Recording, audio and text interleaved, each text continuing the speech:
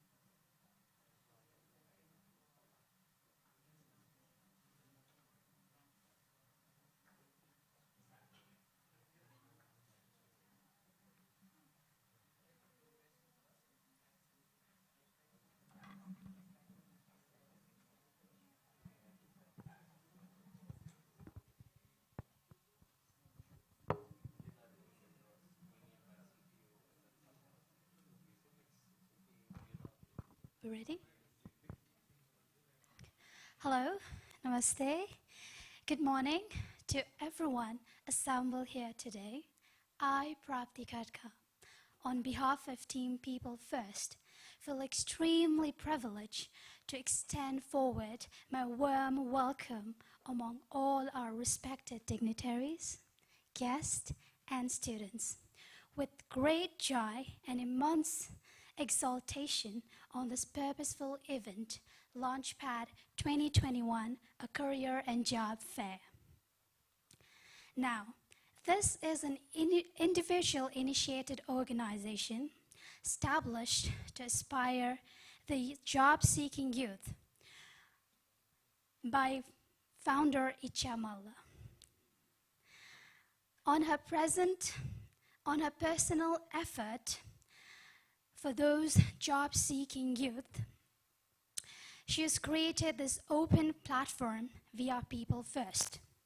Her main vision and goal is to empower youth, especially those who are seeking a good career building job opportunities, creating a free platform for employers and employees to get connect.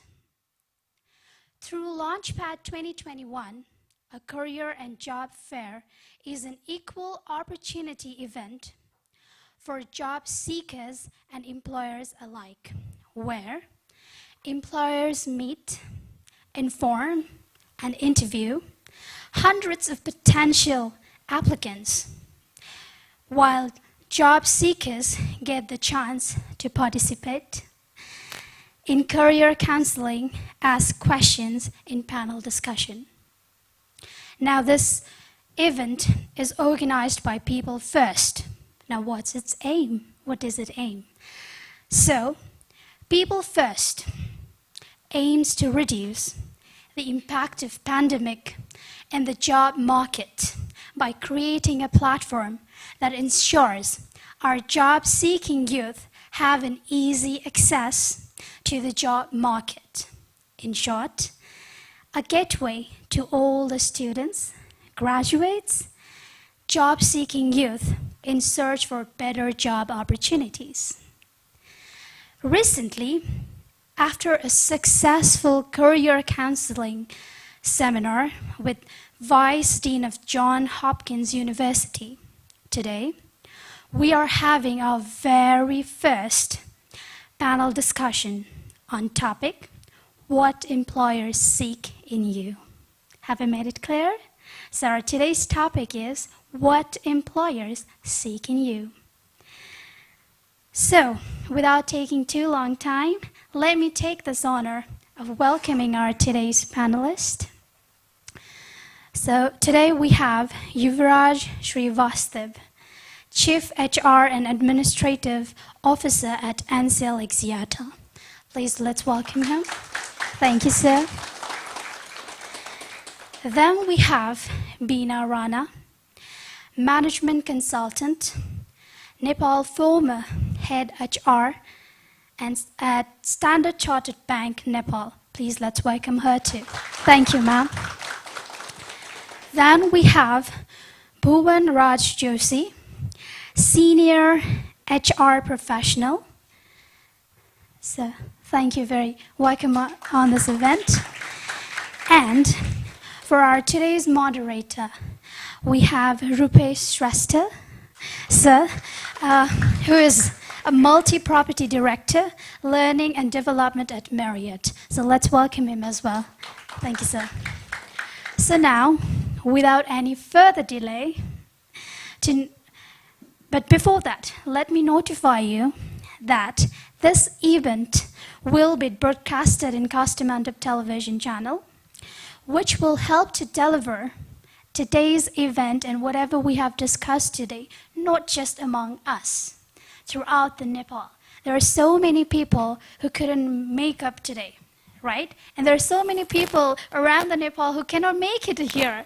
So this is going broadcast. So let's say thank you to Kasthamandap television channel also. Thank you very much. And to deliver this purpose event, we have our channel. Now, without making any further delay, I would like to hand over this mic to our moderator and begin our today's panel discussion on topic, what employers seek in you. So what's our topic? What employers seek in you. Have I made it clear? Thank you. Also, I think I wouldn't be very rude or sound very rude if I request all of our participants to please silence your phone. Okay, so I hope I'm not rude. In that way, what happens is that you don't get distracted. Yes, thank you very much. And thank you, sir. You may take away. Thank you, sir. Thank you, ma'am. It's still a morning. Very warm good morning, all of you. Thank you, People First, HSG, and the team for having all of us here. In fact, thank you so much.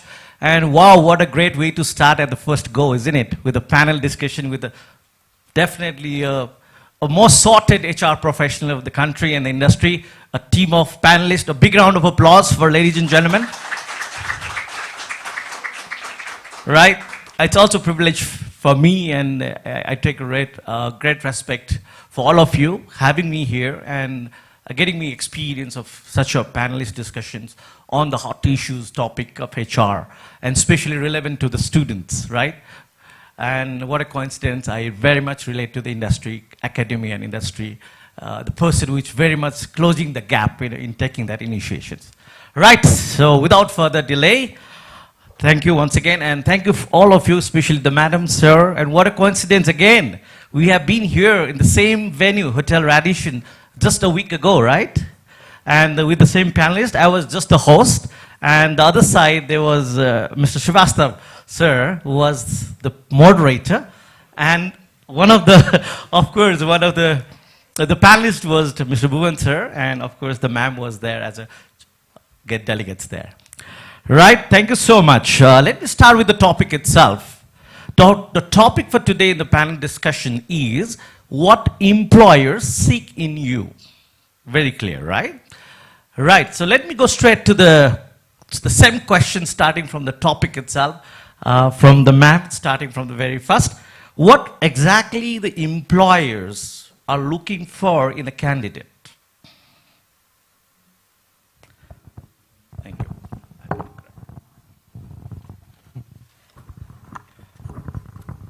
Good morning, everyone.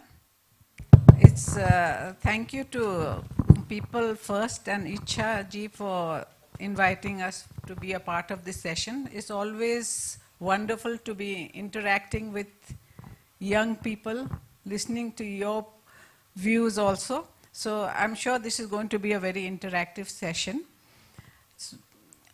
So like, I think like employers will look for both. It's like, I think the ideal situation is when you have both the technical as well as the soft skills to do any job.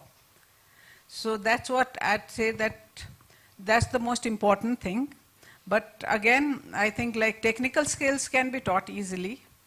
We would look for, because soft skills, some behaviors are very difficult to change. So we would prefer to like look at people who have some very good soft skills with them, which gels with the organization's values and the culture of the organization. So that's most important for employers to look at. Absolutely, ma'am. You really nailed it. No doubt, whatever the employee's expectations in employees is whether the person fits in the organizations or not. The values part, right? The missions and vision part. Absolutely, ma'am. The same question goes to all the respected panelists to start with. Thank you, Rupesh. Thank you. It's always very difficult speaking after Rupesh. So he comes across with so much of energy and everything. So employer also seeks energy in their... what a say, right? That is Lovely. what we look forward to. Energy, ladies and gentlemen. Energy. Okay. So if I have to put it across very bluntly and in a mild way, I'll say employer seeks everything in you, right? That is the biggest thing which you have to crack, that what does that everything translates to, right? We can talk about everything starting from when you enter the room, how you look, how you dress yourself, how you talk, how you speak, everything.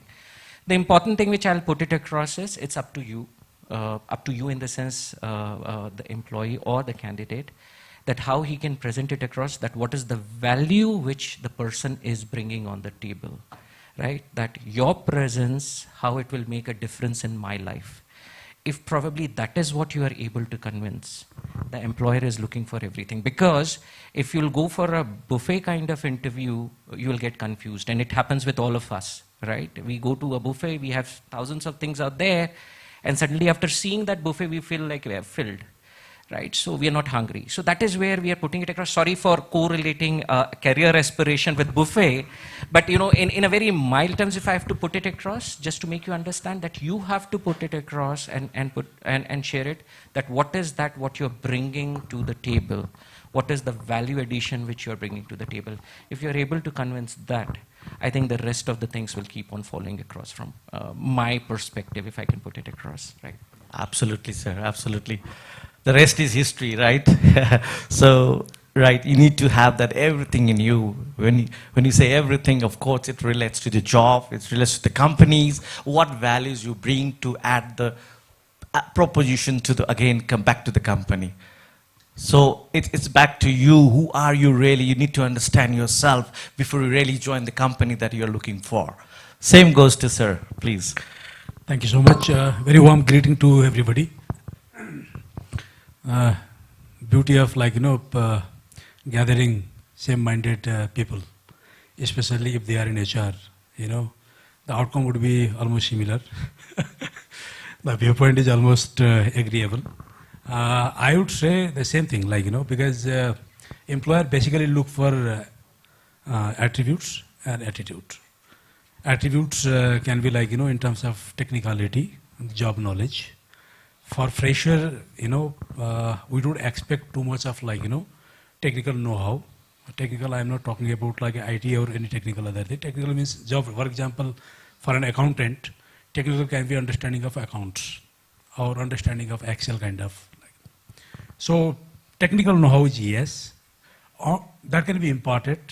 Companies actually, if you ask me, when we see people from start level, especially for fresher kind, so that can be taught. We are ready for giving training, developing people, that any company that we have training startup kind of set there. So if that is not there, it is going on nowadays. They have really focusing more on training, deploying people. But so far the concern is attitude. Attitude, as as they have already said, it's more of human skill kind of and your passion, your body language, posture, gesture, how you carry yourself, and your overall personality, in terms of your empathy, your teamwork capability, kind of it's overall kind of Earlier we used to say attributes can be developed, attitude is difficult, but I don't agree with that, because attitude also can be improved on, because nobody can learn actually, from a mom's womb kind of So anything with regards to attitude also can be developed, but a serious and deliberate focus is important. Well said, sir. Definitely attitude matters a lot. As the saying goes, attitude determines your altitude, right? So that altitude should catch with the company's altitude as well, right? In eyeing the, meeting the expectations and going forward towards the aim and the vision of the company. Well said. So in alignment to that, there is a saying goes generally we hire for, generally the saying goes to HR, we hire for character and you train for skills. Is that what really matters in HR and in the real world? So how do you shape that? How do you see that? How do you see from Nepalese perspective, in the world's perspective, in terms of hiring the characters and training skills as relevant to their work and the companies? Let me go back from the last slide again, sir. Right? Thank you, Rupesh. Lovely question. Again, subjective. And it's not usually, I am always right, kind of just expressing my opinion, my experience. And yes, we hire people, considering, attitude, character, because skills can be imparted, skills can be injected with due course of time. It's not difficult. There is no rocket science in the management, that is my belief. You can learn. It can be taught. We can work together. But attitude is something, soft skill is something, as I said, that also can be developed. But first impression, when you face interviews, if you go there and you have, that etiquette already set, you know actually how to present yourself, how to carry yourself, a kind of maintaining respect, a minimum etiquette kind of if that is there, and if people see passion in you, energy in you, a kind of zeal, enthusiasm kind of energy we talk about so that is important. And if you are clear actually what you want to do in your life, and you are willing to learn. You have that passion to excel, in your career. You are taking things. Ideally, we say actually don't take yourself too seriously. But I would say in terms of career, you should take things very seriously. It's not like crying on daily basis, but definitely actually putting your conscious effort on consistent basis. That is important. Right, sir. And before I really take it to Yuvraj sir, let me connect with that energy, right? And Yuvraj sir always recalls that when it relates to me. Why not? Of course, because your energy, dear students, it's for you. Your energy introduces you before you even speak. That's what matters. That's what sir was referring to. Everything matters, and that starts from you, and that's your energy before you even speak. Right? So connecting to that, sir, something to add on the same questions? A very interesting question. I'll put it across. Most of the time, as in HR, when our functional heads take an interview, and we go back and we ask them this question. Usually, I'll ask them, "Oh, you have finalized ABC. What did you like in him or her?" So the response would be, "I liked him or her." I said, "What for?" The character was very good, or the attitude was very good.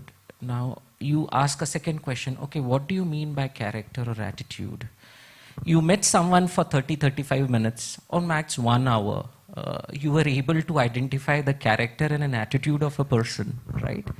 So, important thing is, if I have to put it across, yes, I'll agree to this particular statement that you hire someone seeing his softer skills, characters, attitude, mindset, energy, consistency, etc. And you can develop the softer skills. You can develop the functional competencies. For sure, that is what it's there. But I would put it across this way, that it's actually very important to connect with the interviewer or the person whom with you're talking to. For example, I am a very passive, very cut-to-cut kind of person who just looking for a reply to my answers. And then you start with A, B, C, D, Z, F and everything, and the person immediately gets disconnected. And he'll say that the attitude is not right or the character is not right. So important thing is, when you enter into the room, it's actually very important to connect with the interviewer. If you're able to understand that what is the character or what is that he's looking for or she's looking for, immediately if you're able to amend or mold yourself, you'll be able to immediately see. There is nothing called characters. It was used in movies where used to say integrity, honesty, and everything. We don't get into all those things. Probably character has, or the definition of character has modified over a period of time in a corporate world. So for example, somebody is looking for a consistency, that how persistent you are, how brave-hearted you are, how much open you are to pick up the challenges. If you're able to figure it out, that particular thing, immediately you will be able to connect with the interviewer. And that's when you'll be able to establish that you have a positive attitude or a character, what the interviewer is looking forward for. Else it's very subjective, which my colleague put it across out here. It's very subjective. No one can define what character is all about, right? So that's from my side, Rupesh, and I'll again say connect is the important character which all of us should carry across when we enter the room. Connect it across. Absolutely, sir. And let me connect with that again, connect, okay? Before we quickly go to the ma'am, right, the connection, the word connection comes from the sir, and the connection is generally, it's again communications. It's not what you say, it's how you say. And that matters. And that's what communication is, connection. If your communications matters to connect, then there goes booze, right? So it's about connections with the communications, and more than a verbal communication, your body language makes the more noise again. So what kind of message you're sending, again with that non-verbal cues, that matters the most. And more to go from ma'am, please. So basically, like out of my own personal experience, I'd say that when we talk about the hard skills and the soft skills, like myself, when I was hired in the bank, I had no accounting background. I worked for a bank, you know. So at the entry level, like I didn't have those technical, I would say the hard skills which would be into the finance area or the thing. But I suppose I was able to convey that I'm open to learning, and I would like to learn, and that was some area that I would want to work in. So that's perhaps the reason that I was selected. But like when I went in, people were quite surprised that I could pick it up faster, the work, than people who came with those hard skills and some educational background, because it was difficult for them to, because in banking it was completely different what debit and credit is. And I was completely raw in that area, so I could function better in that way. So it's not like, I think like, especially at the entry level, don't close your mind to those hard skills. That's what I'd say. Go with an open mind. Go with what you have as soft skills as your sort of weapon to talk about what you can bring to the organization with that, and what you're learning as volunteering, as projects you have done, that will qualify also into the organization. But basically, I think the whole thing is that you should have a growth mindset and be open to learning, because that's what organizations are looking for, because they would want people who can adapt quickly into the organization and learn about what the organization is wanting to do and progress. So that's extremely important, I'd say. And then like communication, Rupesh talked about how you answer. But the other side, like Yuvraj was mentioning, you have to be a good listener. When you go into an interview, don't go with your mind closed and thinking that what is the interviewer going to be asking me. Just be open with the mind to hear what the other person is. How are you going to connect with the interviewer if you are already too caught up with your own thoughts? Because then you can respond correctly and aptly at that time. So that would make a lot of difference to the person who's hiring or who's taking your interview. So those are some of my thoughts. Well said, ma'am. Right, definitely you should go with open mind, right? Not with the closed mind or a fixed mindset. And when you come to listening skills, right, it's not about listening from your ears, it's something about whole body listening. There's something called whole body listening. Your eyes are listening, your mouth, your body postures, your legs, your hands, it all reflects whether you are really serious or sincere. We Nepalese are too serious about it, right? But someone great, Chetan Bhagat, that said, we don't have to be serious in life, we have to be sincere in life. That's what you need, and that's what employers expect you to be in interview, to crack that interview. Joining ahead in the softer and the harder skills, I would like the panelists to go a little bit further in clarifying what exactly the soft skills versus the hard skills. And it's very important that we talked about a lot of soft skills, very important in today's generations, in today's context to get the job. And there's a study made as well, the saying goes like this: hard skills will get you to the job interview, right? But ultimately, it is the soft skills that will get you to the job.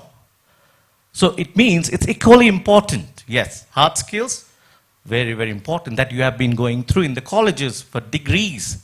But it's not the CGPA, the cumulative marks of 4 out of 4 will do the miracle. And where is the soft skills coming from? The soft skills is already within you. You just have to unleash.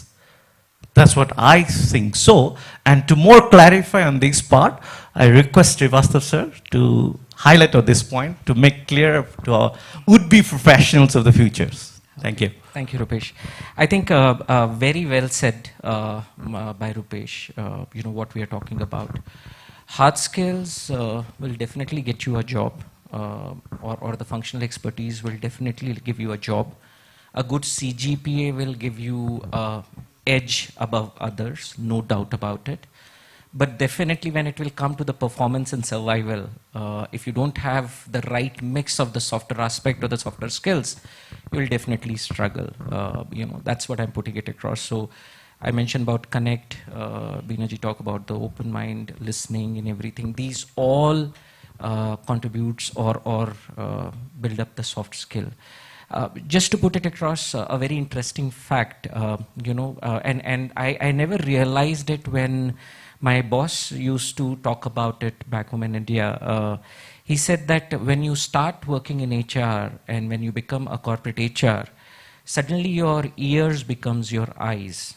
And I was like, I'm sorry, are you changing the biology out here? Eyes are eyes, ears are eyes. How can you say this particular thing? And then I think around 10 years back, he told me this particular phrase, and I was never able to understand this particular part. And then he said that, okay, Yuvraj, when you will understand this particular phrase, and when your ears will become your eyes, you'll start learning how to be a good HR professional, right? So that is what he put it across. What he meant was, being an HR professional, it's extremely important to keep your ears open. Right? You should always be listening to what people are talking about or what they are feeling about, and just be open-minded across. It took me a lot of time to understand, and I think hardly like 2 hours back I was giving this phrase to my team member exactly, and I used the same thing, that when you learn to understand this particular phrase, you will become a good HR professional. So what I'm putting it across is that softer skills are very important if you have to survive.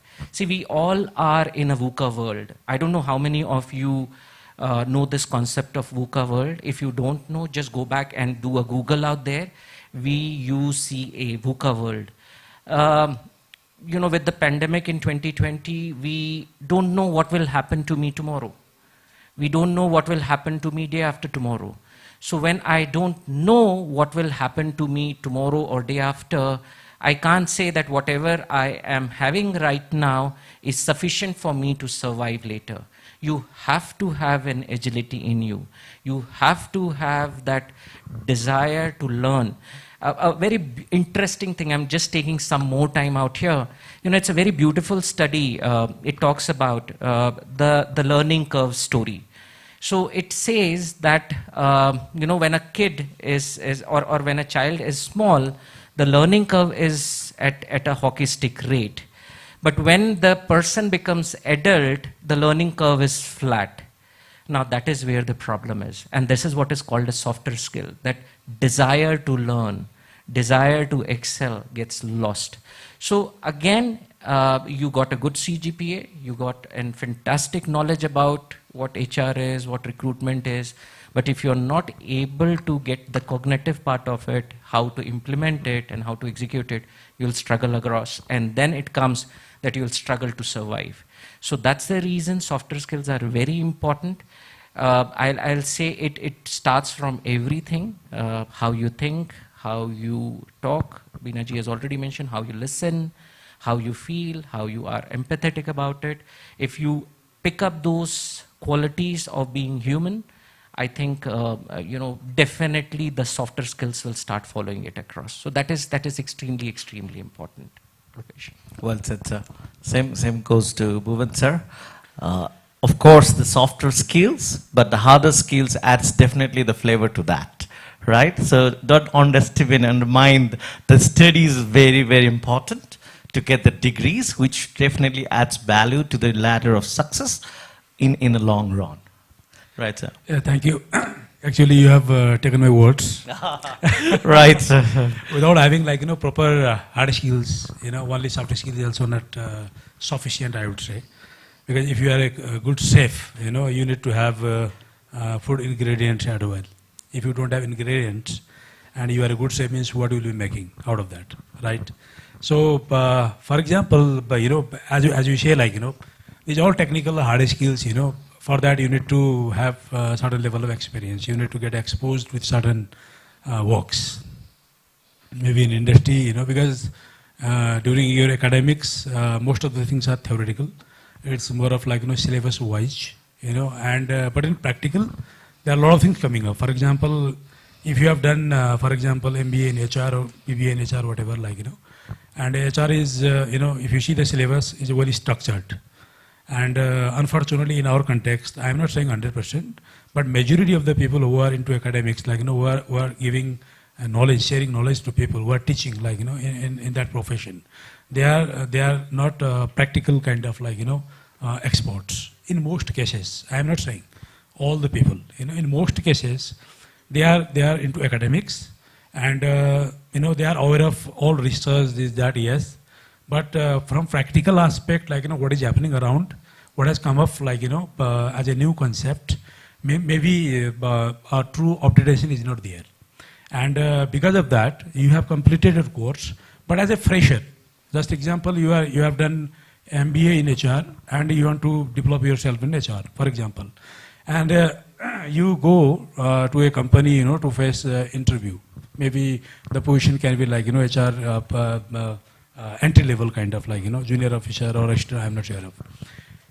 If you go there, people know a person who is taking your interview, probably head of HR, he knows actually, you are fresher. And he's also from the same, background, in the same environment. And they are all understanding of academic gap, industrial requirement, this, that is there. But what they want to see in yourself, as we said, soft skill is how you present yourself, your all body language to posture, gesture, facial expression, your adequate minimum kind of your passion, your assertiveness kind of rather than saying all the humbleness, I would say assertiveness. That is also important. And saying no also in a diplomatic way kind of because we can say yes to every single thing all the times. So if you have that knowledge for hard skills means the technical issue. For example, if you are going for HR interview and you have understanding of, let's say, Social Security Fund, Nepal Labor Act, for example, those cannot be part of your academics, in detail, but you can learn. It's not difficult because you have studied, that long, all books, thick books, all the chapter this and that, Labor Act in Nepal is very thin, very small in size. If you read it 2 times, 3 times, hardly it will take 2-3 hours. It's a very small Labor Act. And that also, we are not sure of. SSF, we don't know, for example. I'm just telling you. If you read those things and you go for interview, and if you can tell, for example, okay, this is SSF. Idea is this, contribution is this much, benefits are this much. Then, a serious level of, a serious level is seen, observed. Similarly, if you want to, for example, develop yourself in account, you are a fresher, you are facing interview again. And accountant, maybe accounting, whatever you have learned theoretically, may not relate, definitely cognitive level of ideas are also important. I'm not saying usually academic knowledge is not important, that is important. But from practical aspect, if you see, for example, can be tax, for example, the income tax, salary tax, whatever, slabs are there. It's not difficult, guys. It's very easy. If you go to IRD, website, you can see actually, tax slabs, every single things. Maybe take 2-3 hours for you to understand tax systems. Not entire, because you are trying for HR. Simple, I am telling you. If you want to try for marketing, account, sorry, I was talking about account. If you want to try for account, then better to understand Excel. Excel is important. Because in college that I have seen, you do 1 week of, basic kind of this and that, but you don't explore that further. Because Excel is very vast, very big. That is important also, that increase your efficiency. If you are able to, present yourself with Excel understanding, then at least actually people will know that you are very serious to develop your career in accounts. So that is simply basic. If you want to develop yourself in marketing, just example, I am just saying, that's all for freshers only I am talking about. Marketing is what actually? Sales and marketing. You need to understand every single aspect of the environment we have. That can be political, economic, geographical, or location, or purchasing capability of the people, economy, and every single thing that you have to understand. And geography also is important. What kind of companies are available in the country? how they are selling, trading, for example, trading business, manufacturing. It's a small country. It's a very small country. And getting information in our context is not that difficult.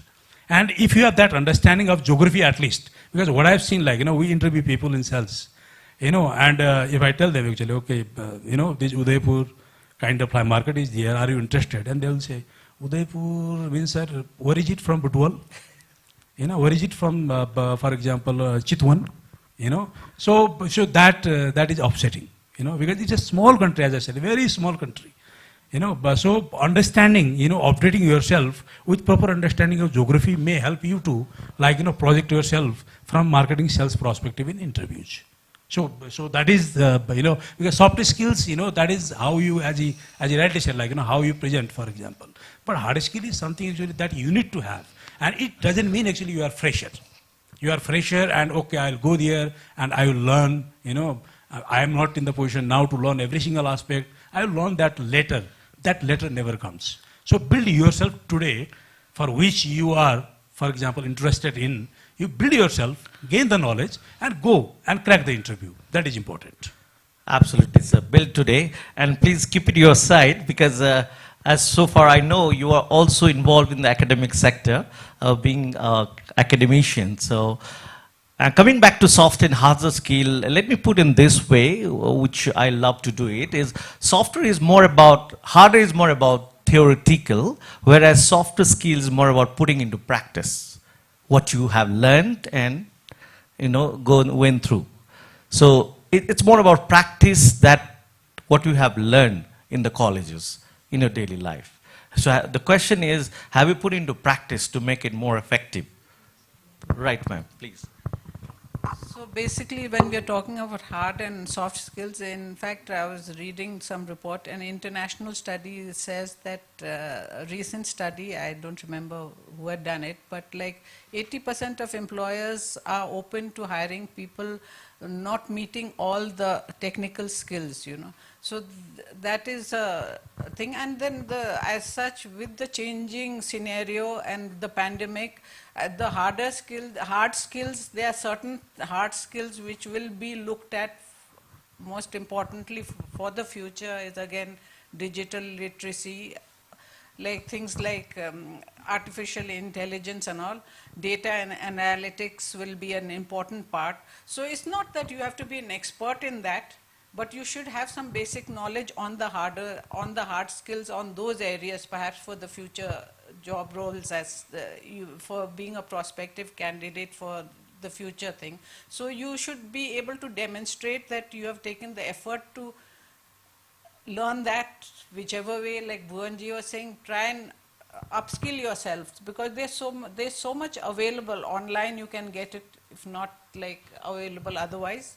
So these are things which will demonstrate your commitment to doing certain things, and most importantly, I think it's the passion for what you've come for. What is the purpose you are doing a job? Just don't apply for the sake of applying, because that you're making life hell for yourself as well as for your employer. So go for something which meets certain requirements according to your own skills, or understand what the purpose of that organization is, whether you fit into that purpose, your purpose meets that purpose, because that's where the passion will come and you'll be able to contribute and you will perform better in the interviews or how you put your resume in. So that's, I think, something important that we need to be aware of. Just adding. Thank you, ma'am. That's a very important part that you have added it. Just before I move into the next questions, which I would assume that HR would like to answer, but quickly, as connected to that, as being an academician, what kind of gap would you see, sir, in context with academia and the industry, which is being narrowed down very in recent context with lots of panel discussions having in different platform and involvement with the students as such. But from your perspective, from the industry as well as being in the industry of academics, please. Thank you so much, my friend. Yeah, gap is there because, as I said, most of the universities actually, they design their syllabus, based on certain research, based on certain requirement of a particular geography, and a certain level of dynamism is lacking, because for that you need to keep operating, you need to keep researching the real need. That is somehow actually, because time is too fast. It's for example, 2074, government introduced new Labor Act, for example, and now we have new Social Security Fund Act also. So it's keep, for example, and that act also, if you see Social Security Fund Act, that has been updated 2-3 times already. So it's keep changing. It's keep changing. But academics, for example, if you see the syllabus, maybe for them actually it's not possible, because people are going through certain batch kind of like, they can't change the course in between, because that is already approved. People have given the guidance, they have already, bought the books, so that is there. But what I'm trying to tell you, gap was there in the beginning, gap is still there, gap will be there. That we need to understand. We can't mitigate the gap. And we can't expect like, zero gap kind of like, in between academics and industry requirement. It's impossible. But what I'm trying to tell you, academic know-how is important. Scoring is also important, because that will help you, for example, sharing your profile and getting selected. Maybe, because certain criteria, for example, will be there for any company, especially when actually you have larger number of applicants. If you have shorter number of applicants, no issues at all. But if you have larger applicants, certain base will be there. Yeah. So academic knowledge is important. That gives you certain level of cognitive idea. Because you can think from different perspective. That opens up your mind. And so that actually you can develop. You can explore more alternatives. You can see bigger picture kind of like, So academic qualification is important to see things from bigger perspective. Because you can evaluate every single aspect, every single component, of the environment from that way, because you have already opened up that mind from academics. But industries, industry, that is responsibility of students themselves, that I would say. We should not blame on universities or colleges. As I said, every 3 months, every 6 months, it's not possible any university or colleges to update their curriculum or syllabus. It's not possible. So I would urge all the students, for example, to keep them updated. For example, wherever they want to work. For example, as I said, if they want to work in HR, they should know. HR is understanding, people, culture, for example, what is skill set availability in the country, for example, why people are moving out of country. It's a news you can see. You can explore every single, for example, thing. And at the same time, actually, if you want to work in HR, you need to have legal understanding as well, because ignorance of law has no excuse. You can't say, actually, I am not from legal background if you are heading HR department or working for HR department. So understanding of Labor Act, understanding of, for example, Social Security Act, understanding people, understanding, their grievances, for example, for that you need to develop your empathy skill. You need to develop your listening skill. That is because people can speak, but listening is very difficult. It's really very difficult. So those are the things actually we need to develop. We need to work on ourselves. It's not actually, you will get caught and, dried, formulas or kind of like, practical approaches from universities only or colleges only. So that is something actually you have to work on yourself. Right, sir. Let me add some value to that same question that I've asked. Very simple, right? To narrow down the gap between you and me is to come closer together. So the industry has to reach or go to the places where there is a need, right? That means because you people are going to absorb by the industry tomorrow. So the industry must be worried from their side whether the things are ready for tomorrow. Right? Are the people ready that we are seeking? And the same side, from the academia, from the education sectors, from the educationists, they should be worried about the people tomorrow where they are going to be absorbed. So are they in constant communications with the experts? What needs to be changed?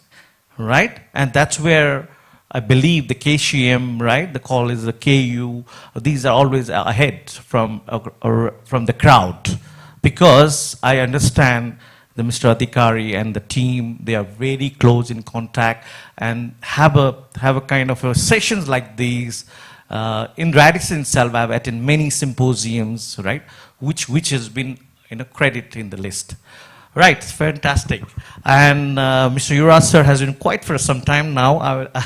I'm coming back to you, sir, and it's all about HR. And the good thing about HR I love is we all have a common in HR, common thing with all of us is it's about people business. It's about people issues, right? It has to be for the people, by the people, all the time.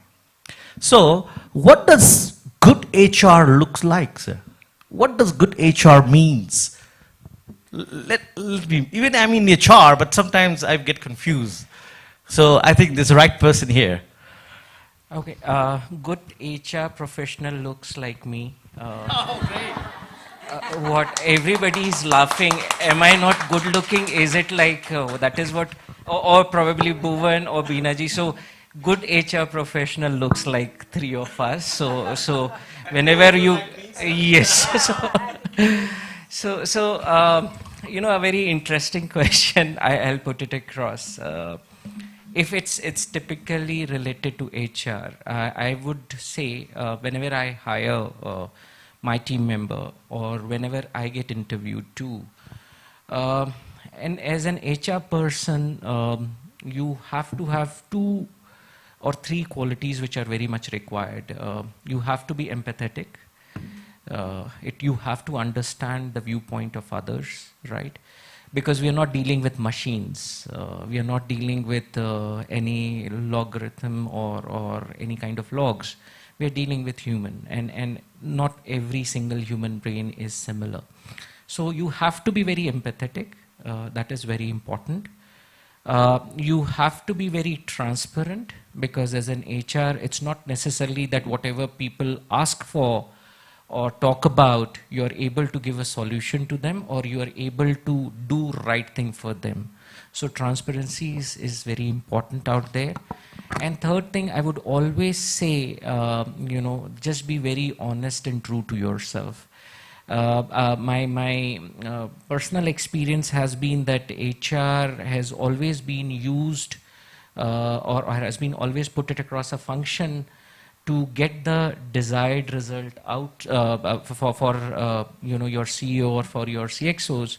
But it should be an honest function which should have its own independent viewpoint, logic, and thought process. HR can't be a function which takes the orders and directives from any individual.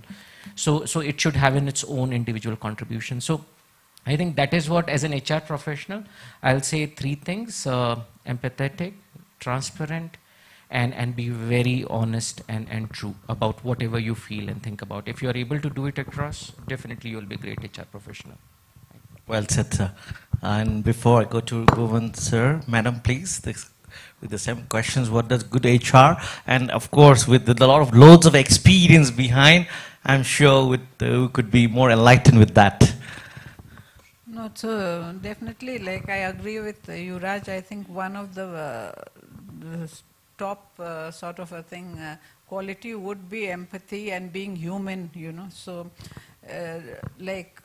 understanding yourself, understanding others is very, very important. And I think stakeholder management, if I have to add to that, because you are sitting in between people as well as the organization, so you have to know how to balance things well enough so that both benefit out of the situation. So how do you work around that? Being very objective when you deal with things, rather than getting yourself entangled in that situation. So some of these things, emotional intelligence is very, very important. So these are some of the very important things that I'd say, as HR, we need to have these, at least from the softer side. These are the qualities, I'd say, to be seen as a good HR, to be a good HR. Absolutely, ma'am. Really appreciated the word being human, right? We are all human beings, right? And the matter is about being human. Are we really being human in the practice? When dealing with our colleagues, co-workers, and the team down the line, very, very important. So, from more of a hospitality perspective, I would also love to hear from that perspective, very important. The word hospitality, I see, is somewhat neglected in other industry compared to the hospitality industry or hotel industry that I come from. And the same with Bhuvan sir, who used to head HR in, if I'm not wrong, the Hyatt Regency, right? So what we have been in the process is just the transactions. We have been providing service, whether it be in HR or may it be in the customer service. But what matters is, and lacking is the hospitality. So we'd like to highlight on that perspective in terms of HR. Yeah, they have already, briefed, in a very concise but well covered form, I would say. Empathy is important, that I always believe on, that is important actually. I would say actually for every line managers, all the supervisors, all human beings actually they need to apply this. But for HR, there is no excuse on empathy. That is very important. And strategic orientation, because that is also important because we have to work for win-win, as you said, because you have to transparent. Transparent means actually, you are becoming a business partner of the company at the same time. You can't actually, you have to make a balance kind of because you can't focus on people only and you can't focus on company only, because company, that, right? Company wants to make money, company wants to increase its credibility in terms of best employer kind of they want to do that, approaches can be different, thought can be different, but every company they want to sustain, they want to grow, they want to be loved, by people, they want to see their company as a best employer, great place to work kind, and HR is a focal point, is a department or person who bridges the gap, between employer and employees' expectations. Expectation at one end can be extreme, sometimes because if you give, for example, 10% salary increment to people, maybe if you have a practice of giving, considering 5% every year in past, this year you have considered 10%. Maybe once you tell them the good news, maybe they will start dancing. For today and tomorrow, maybe for 3 days or 4 days or 5 days, I am not sure. But after that the same. Because you can't pump money all the time to motivate people. You have to generate ideas, how to engage people. So that engagement ability, the HR should focus, more into, engaging the work for organizational purpose, achievement. And the surprising, things, if you see in corporate world nowadays, most of the efforts have been directed towards organizational kind of purpose fulfillment, goal fulfillment. But as I said, we should work for win-win. Organization is moving forward, organization is growing day by day, but what about people? People, if you see growth in terms of salary every year, increment only, or a certain level of training only, I would not say that. So along with organization, HR should able to focus on developing people, right? So that there is win-win kind of situation. So HR orientation, HR people should be more of bridging the gap between employer and employees, working for win-win, and definitely empathy is important, assertiveness is important, and as a business partner actually we should think of ROI on every aspect, on our investment on people, because sometimes actually we just do expenditure without ensuring any ROI because it costs. That is also important. Right. So before I move to another questions, absolutely well said. ROI engagement is always there in the organizations, in the company. Ultimately, that is being engaged through the employees. So what is from the HR and the company's perspective is the employee engagement. So how well we are being practicing, what are the best practices that you have involved people to make it more motivated, inspired, and all the way throughout to get more energy and in the flow. Well said, sir. In alignment, I've started with the very general basic questions. In the mid, we started with the good HR questions, and I will going to wrap up with the great questions. Right? And before we wrap up, we have audience, fantastic spectators or would-be professional students. You have also your say before we wrap up.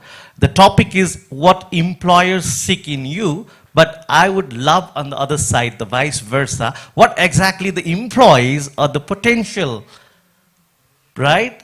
The job holder would like to see from the employer's perspective, what your expectations are as well. That's very important. That's what employee engagement is all about, right? So get ready with that questions, right? A few minutes to go from that. Right, so coming back now again from the Joshi sir, there is also a saying which is very common and we've been hearing this, and to the evening it's very fact. There is a saying that people don't leave the company actually, they leave their bosses. And they leave the bosses which are very challenging bosses. I would not put it as a bad bosses, right?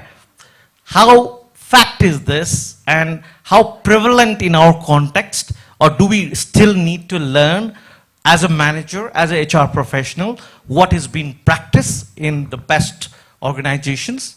Are you able to do that, or things are improving? Yes, sir. Yeah, well done, Prabhu. I would say actually that is, that you can see on LinkedIn here and there, like, on daily basis, kind of like, But I really don't believe on blame game, like, guys, because people leave for different reasons, Yes, one of those can be like, superior's behavior, or how the person is taking to their colleagues, inclusion, for example, in the team is there or not. Human treat is there or not, for example. Empathy is there or not. That is also important. Mentoring is there or not. Coaching is there or not. If they are able to learn or not, that is also important. Trust is important. Because in any relationship, any engagement we talk about, like, trust is very important. And it's the responsibility, if you ask me, not only of a manager or supervisor. It's go together. Because for example, if you join a company as a fresher and a manager is having, let's say actually, I am not giving excuse to any manager, don't take me wrong, but because I am here to give, ideas, to share ideas, how to, for example, crack the interviews, how to get job, and after that also actually how to become successful in your profession. That is also important. And it's a two-way kind of like, we should not actually just rely on manager. Manager sometimes is, for example, if a manager is having lack of like, this soft skill, that can also happen. He is good at his hard skill. He is a very good account head. He knows every single aspect, like, he is good at Excel, tax system, analysis, every single thing he is very good at. But maybe the person is conventional kind. Maybe the person is bit conservative kind. Maybe he is not that extrovert kind. Or maybe actually he is too tight in his daily day-to-day schedule and the team is really big and you have certain expectation out of that guy. And you are considering that guy to becoming your mentor or asking you, how are you, good morning, good afternoon, how you are learning. Ideally that should happen. Ideally I am talking about. But that is not happening means what next? Instead of quitting job or leaving, submitting a resignation, I would request actually, why can't we, for example, why can't we start the conversation? Why can't we approach to our manager saying, okay, this is something actually I am doing, but what is your expectation? Are you happy with my performance? Is there any gap? Do I do something differently? Am I able to fulfill your expectation or company expectation? Please clarify actually what company expect out of me. So that is I think actually our responsibility as well. We have to deal around the team because team is there.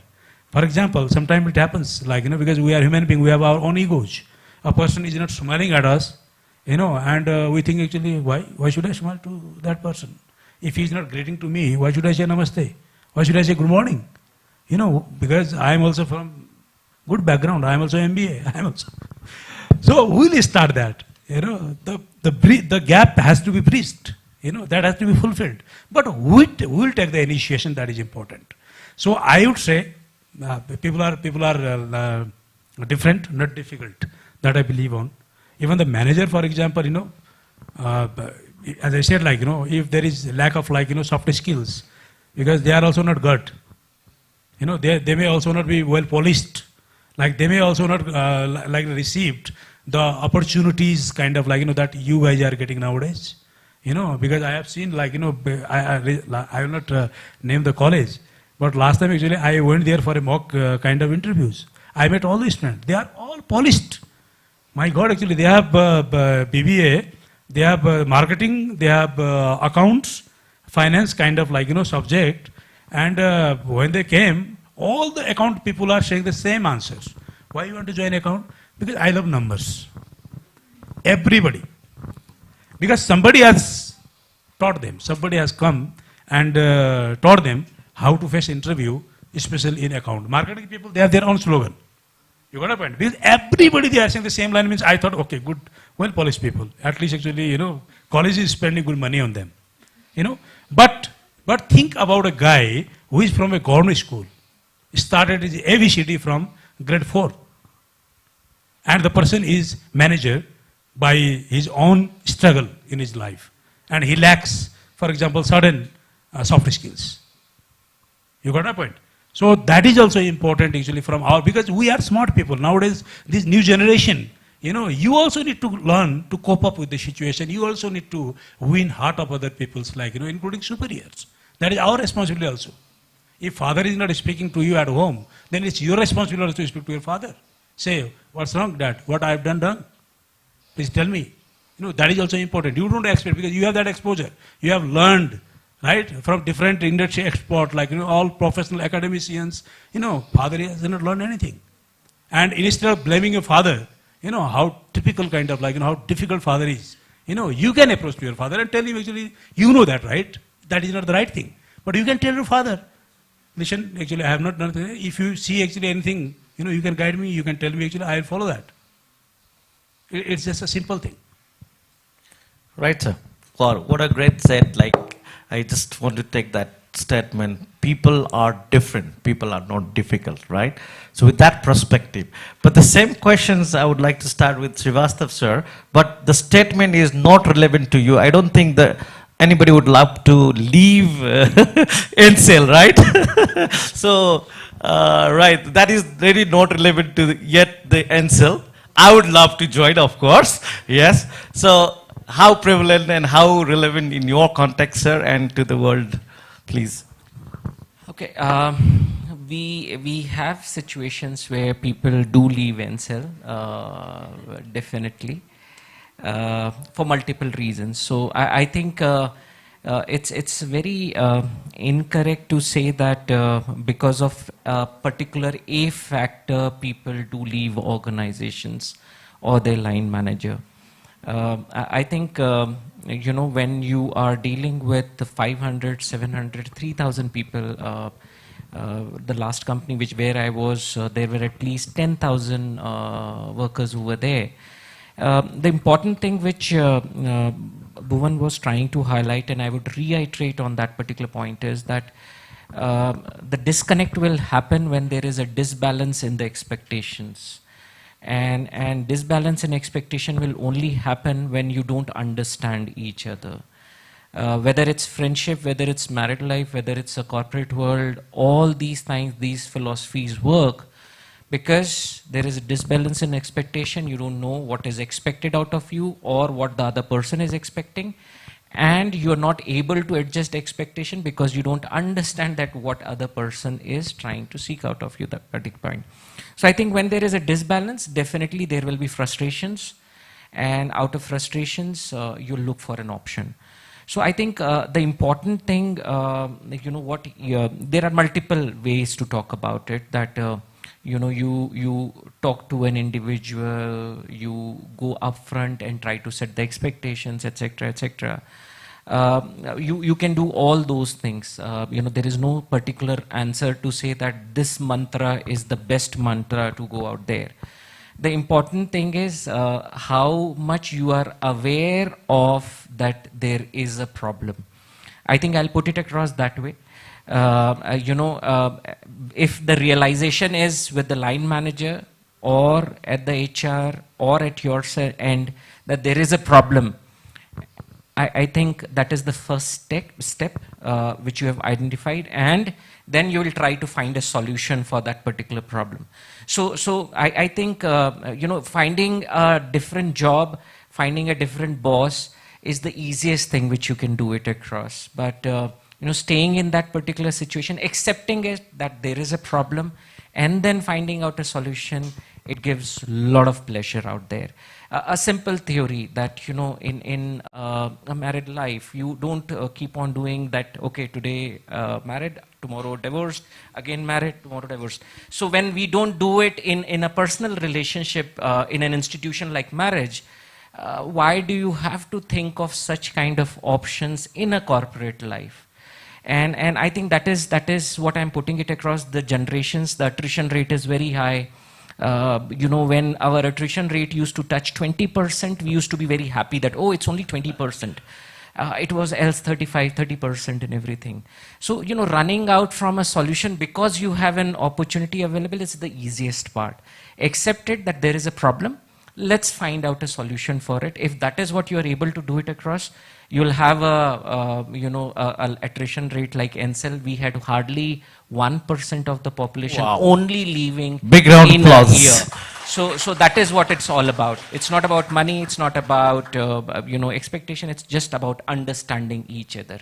If you understand it, you'll stay back. Right? That is what. Quickly before passing the mic to how many of you really wants to join NCEL?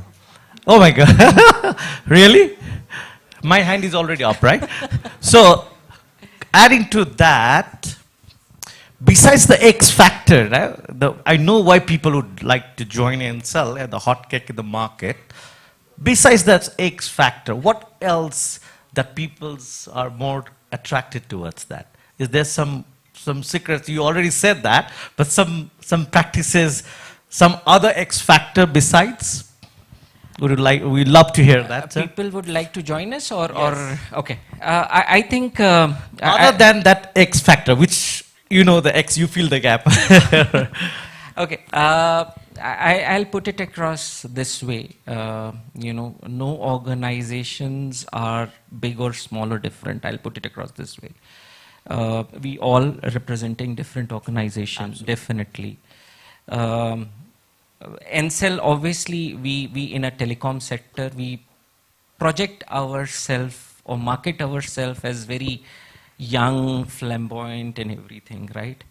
Not necessarily that what we mean, and then there is certain set of, like, if you'll see an Airtel and a Vodafone and a NCEL ad, they're more colorful.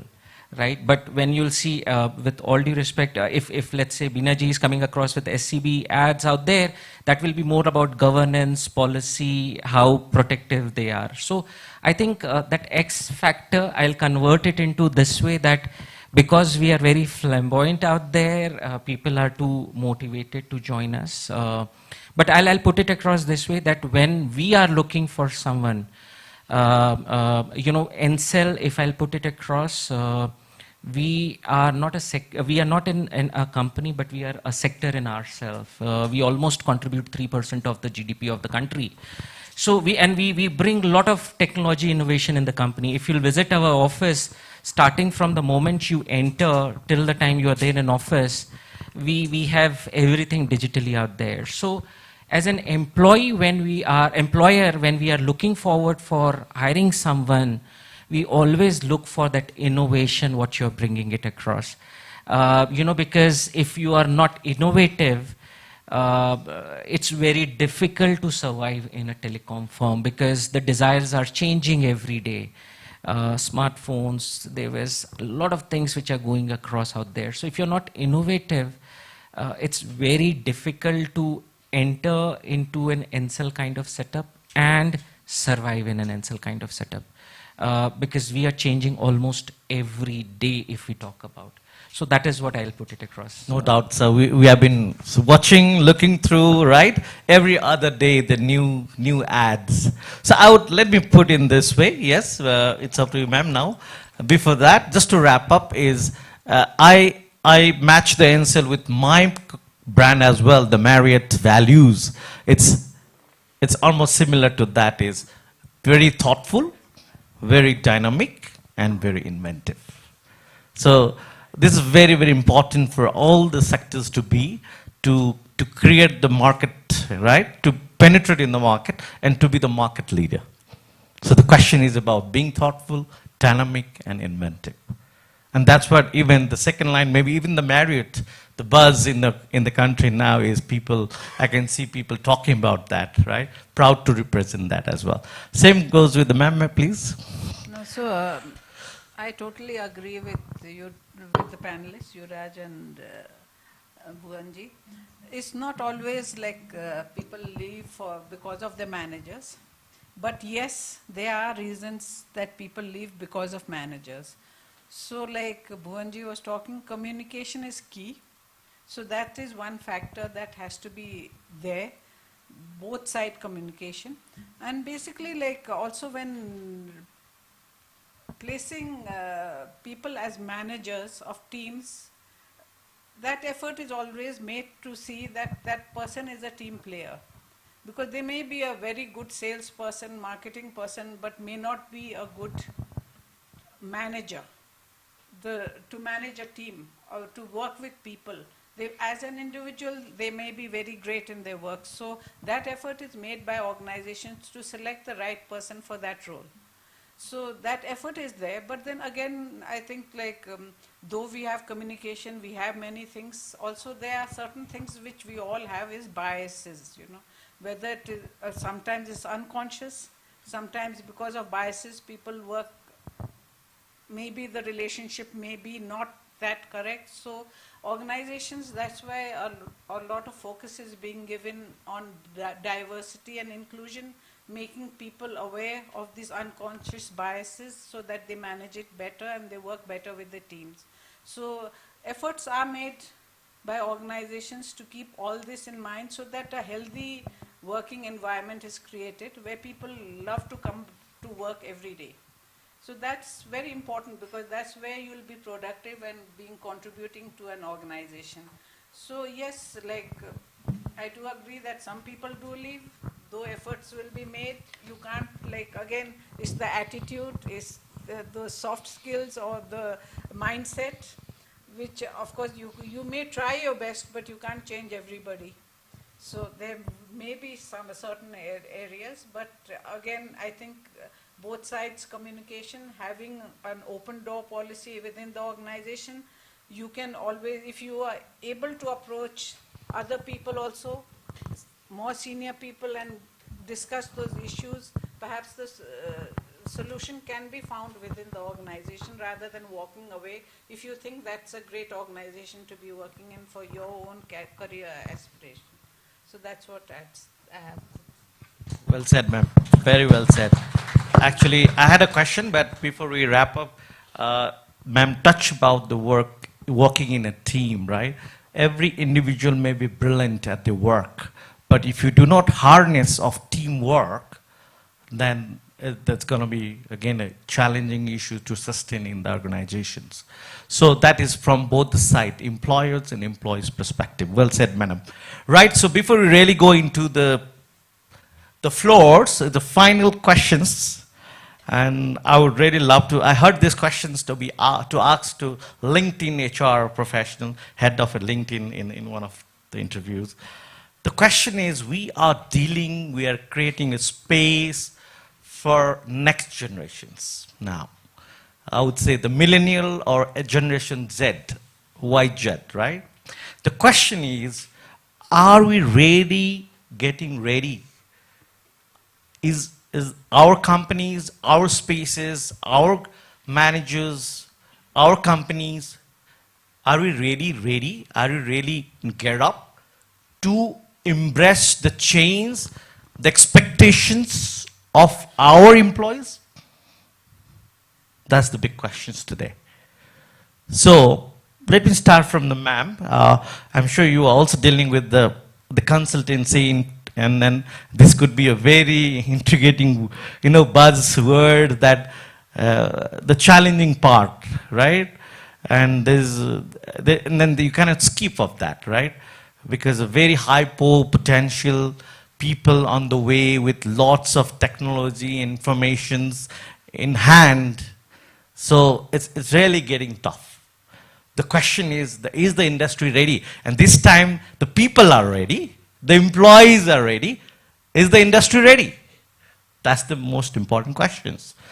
Ma'am, to start from. Yes, I think, yes,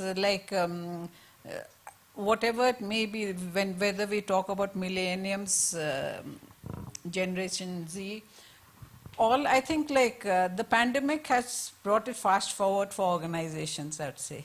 I think what the generation is looking for, before we weren't so reliant on technology and things like that, digital world, I think that's what the generation today is looking at. You're looking at flexibility, transparency. All these things have been brought fast forward, which might have come 5 to 6 years still later, has already come. So I think organizations have all become very open to having flexi working hours, working from home. Many organizations who have gone into that model, and people have realizing that some percentage of people like to do work from home.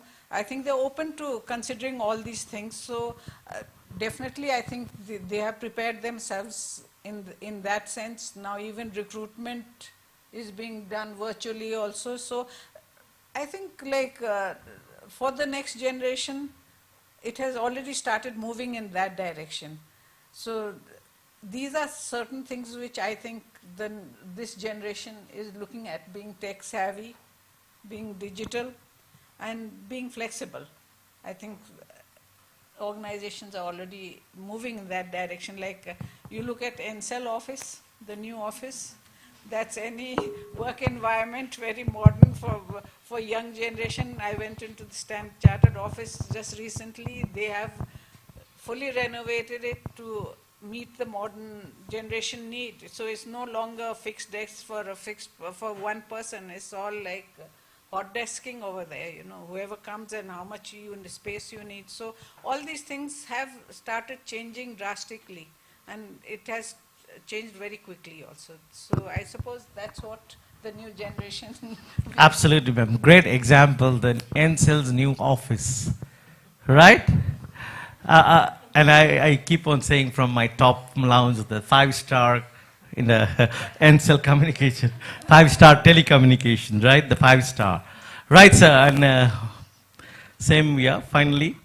No, I think industry is ready. I'll put it across this way. Because if any particular sector or particular corporate house, if that corporate house is not ready, I think it will be very difficult for them to survive. I'll put it across. And there are multiple ways to put it across. That we are MAD organization. We proudly say MAD means modern, agile, and digital organization. So I think thanks to the generation, millennial generation, though I'm also from a millennial generation, I'm not from Gen Z or Gen Y, right? But thanks to the generation out here, that because of that particular expectation, I think when I picked up my HR textbook, we used to read about brick and mortar industries and everything. Now, nowhere, at least I haven't come across the textbooks where we are talking about brick and mortar organization, etc. We're just talking about the modern organization. And if you're not a modern organization, it's very difficult to survive, because again, the expectation of the employees are changing. Not only the one who are coming from outside, but who are there in the company within. So I think industries are changing thanks to this pandemic. In fact, before entering here, we were talking that a lot of opportunities have opened up for the companies. My friends back home in PwC and KPMG, they are talking about what Binaji suggested, that there is no fixed desk policy. Please do your work from home or wherever you want to be available. That is what the number of hours you have to give it across. There are countries which are going into 4 days working, 4 days working a week kind of system, if you finish 48 hours and everything. So I think industries will have to be innovative, or the companies will have to be innovative, else they will not survive. So it's a mutual effect which is happening across in both the environment, right? Absolutely. Thanks to pandemic, right? That's helping us to change all this rapidly, and it has come as a boon, right? In context of work environment. Finally, sir, final thought on the same questions before we really move into the Thank you. Agree with floors. both the panelists. Well said. And I am also in the same opinion. Like all the companies should be more of accommodative, to address millions issues, especially expectation, I would say. That is important. Otherwise, you can't make them happy at work. You can't make them engaged at work. That is important. But as I was told, in the beginning of this program will be telecasted so that actually other people, especially college student or whoever is seeking job opportunities, they will be also watching. So I would urge all the academic institutions and professors, mentors, gurus, not to create unnecessary expectations among the student. That is also important. What I have seen, why I am telling this to you guys, there are a couple of colleges doing really good in terms of investment. They have invested huge money. They have ancient kind of structure, when you see from ambience perspective, no doubt. Hi-fi kind of environment, even a student during admission can get coffee, welcome, okay, sure, madam, kind of that is there. It's good also. So we have to move on. That is important.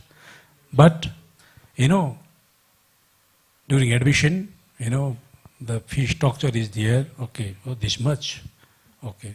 No, after MBA, you will get 1 lakh rupee salary easily starting, and after that this, after that.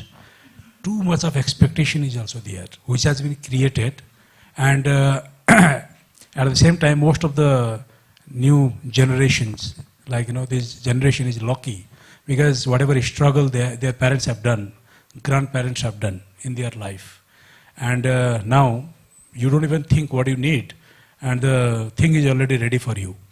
That much of privileged you are actually. Because of your parents, because of your, because they are sensitive, they are emotional. Whatever struggle they have done in their life, they don't want you to go through the shame again. That is kind of don't take it, I would say don't take it as granted. And don't have too much of expectations, because expectation kills. Expectation is very important in your life. But you need to have that patience also. Why I am telling this to you, nowadays, an MBA guy who has recently joined a company, after 3 months of joining, will come and, knock for HR door saying, what next for me? 3 months already I have done in your company. Yes, the company also need to have that career path clarity, transparency, learning and development, digitization, whatever, this and that is definitely, yes, important. No doubt, they need to be accommodative. But at the same time, people, the new generation also need to understand, okay, which company I am joining, where I am learning, because you have invested huge amount of time, money, energy to obtain your academic qualification. And now you are starting with a company to earn practical know-how, practical knowledge, which is even more important. Money you will get, position you will get. It's not like overnight actually, you get every single thing. Every 6 months, actually, you start jumping to direct position. You start jumping to other company, career hopping, job hopping, this and that. That really, doesn't help you. So I would urge, keep some patience. Don't ask for 1 lakh rupee salary at entry level. Have realistic expectation in terms of payout. Have realistic expectation in terms of company benefits and contribution for you, for your own development. Don't expect for spoon feeding, because any corporate houses, they are well equipped with resources, but again, it's not a kindergarten. There is no one to teach you A for apple, B for ball with a stick. You got my point? So if you want to learn, if you want to develop yourself, the learning hunger, a kind of thirst should be there in you. And you should actually learn. You should learn. You should ask people to teach you. You should take follow-up with them. People love to teach. Everybody, what I've seen, everybody in world, they want to teach people. Whatever they have, but you need to have that intelligence, you need to have that, approach, right approach, I would say, a man approach, a respectful approach to gain knowledge from seniors. You don't expect actually, okay, take things granted. Okay, he's manager, it's his responsibility. SR is there, that is their responsibility to teach us. So you are grown-up people now. It's not again kindergarten school, any corporate houses. You limit your expectation to a certain level from a realistic perspective and try to learn and adapt to the company culture as well. That is important. Absolutely, sir. Too much of expectation meets disappointment. So the focus is on your result, right? If you focus on your result, you meet the effort.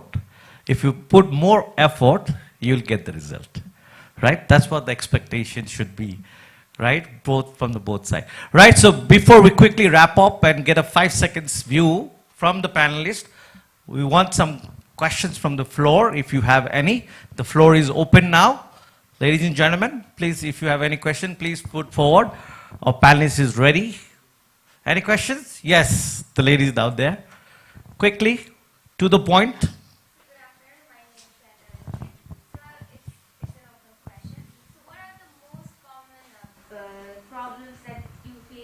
While freshers while applying their job, especially pursuing career in HR.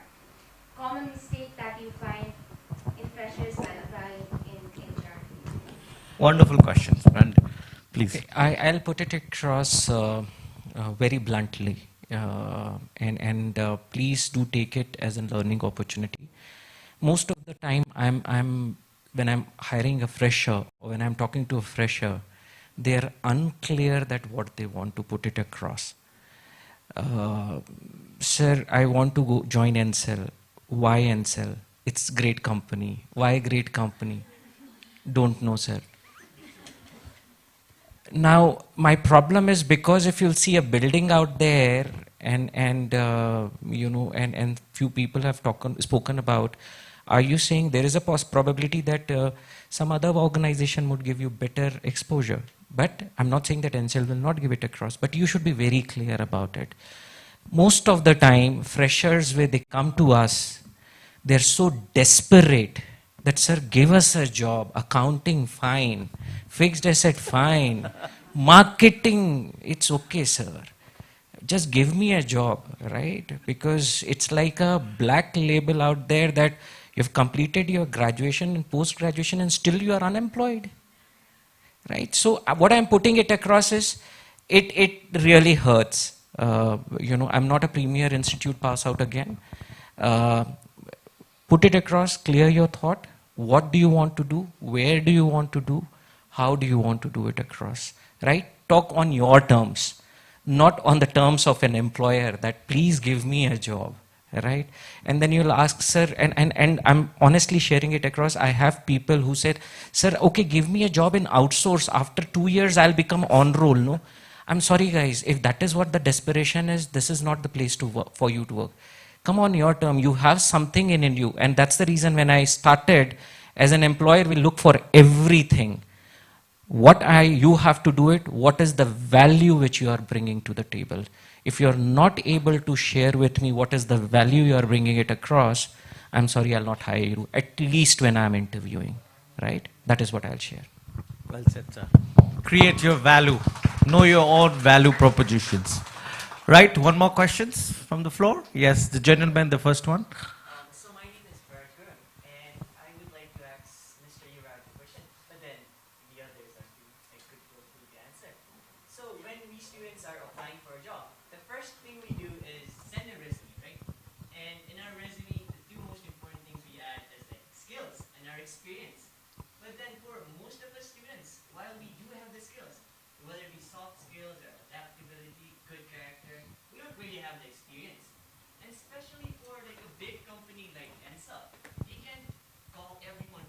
right? So like, how do we get past the first barrier? Wow, fantastic. I think a very amazing question which you've asked across, and I can correlate it across because I have faced the similar problem. See, when you are from a premier institute, the organizations comes to your campus and then you get hired, right? I would suggest in all that kind of scenario, go for the smaller projects, go for the traineeships, go for those exposure which adds to the skill set in your resume, right? Show it something out there, because I agree that is the first thing which people look forward for. You mentioned about the softer skill. Softer skill, it will be very difficult for you to justify because it's subjective. I'm a good human being. Now please tell me how you're a good human being. I take care of dogs, that's the reason I'm a good human being. No, sorry, it will not work out. So what will come across is pick up these smaller projects. Do go for these certification programs. Go for something to do with interns out there. When you will understand that particular thing, you will be able to justify that I did an internship for 3 months in this particular organization, because of which I learned this part. When I got picked up in my first organization, it was purely because of competency mapping project, which I did within.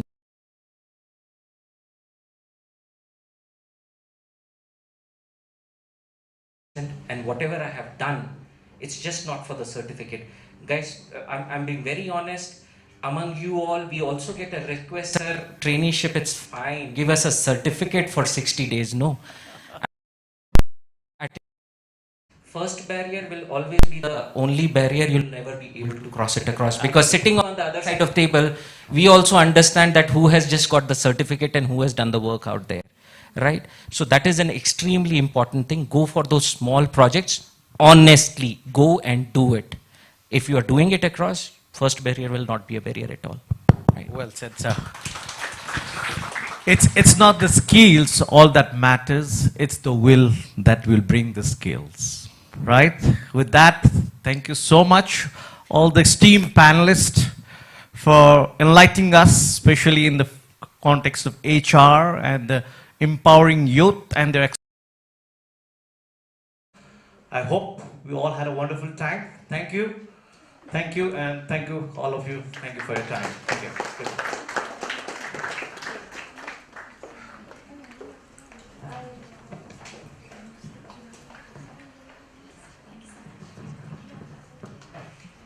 So that was a very long discussion, right? I almost had to take a seat, like, something I learned good today. So I think, in a sarcastic way, let me describe it, okay? I think, like, after this pandemic, I think this is the very first time we've been listening very, very carefully, I guess. Isn't it something fruitful, something intellectual, right? And something very useful. Or else we could be only hearing like, come for dinner, come for lunch, or this, that, right? So yeah, let's clap for ourselves as well for being patient, and thank you to everyone. So I hope you all must have enjoyed and have had a great time. And to be honestly, personally, even I learned so many things, and thank you so much. Like a lot of things, even I got cleared out. So without taking any further long time now, I would like to thank our founder, Icha Malla, for organizing this, because it is a really big initiative, you know. In terms like where we're so confused at what are we supposed to do now, what's the next step. We finished like, you know, I heard while I was scrolling down my feeds, there were some memes, you know, like we educate ourselves, we have certificates, now the only work we do is photocopy and give it to different organizations, you know.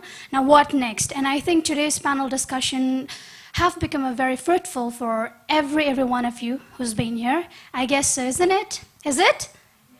Okay, thank you very much. Finally, I can hear you.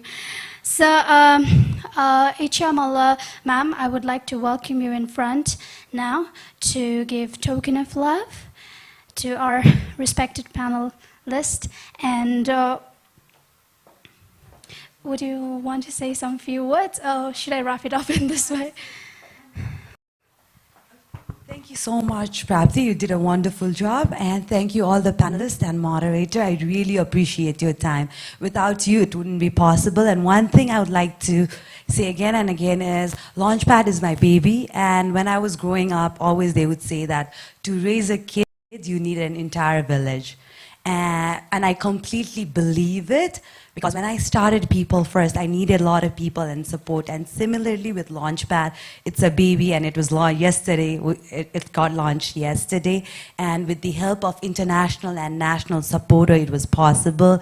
And we can see panelists here from different organizations who's here to support us, as well as yesterday we had an international vice dean of Johns Hopkins University who was willing to even work with the youth of our organization. So for this baby to actually grow, it's up to you, all of us, the media, our partners, our KCM Kathmandu College of Management, NYEF Kathmandu chapter, Turkish Airlines, KDM City, and there are others as well. Without their support as well, it wouldn't be possible.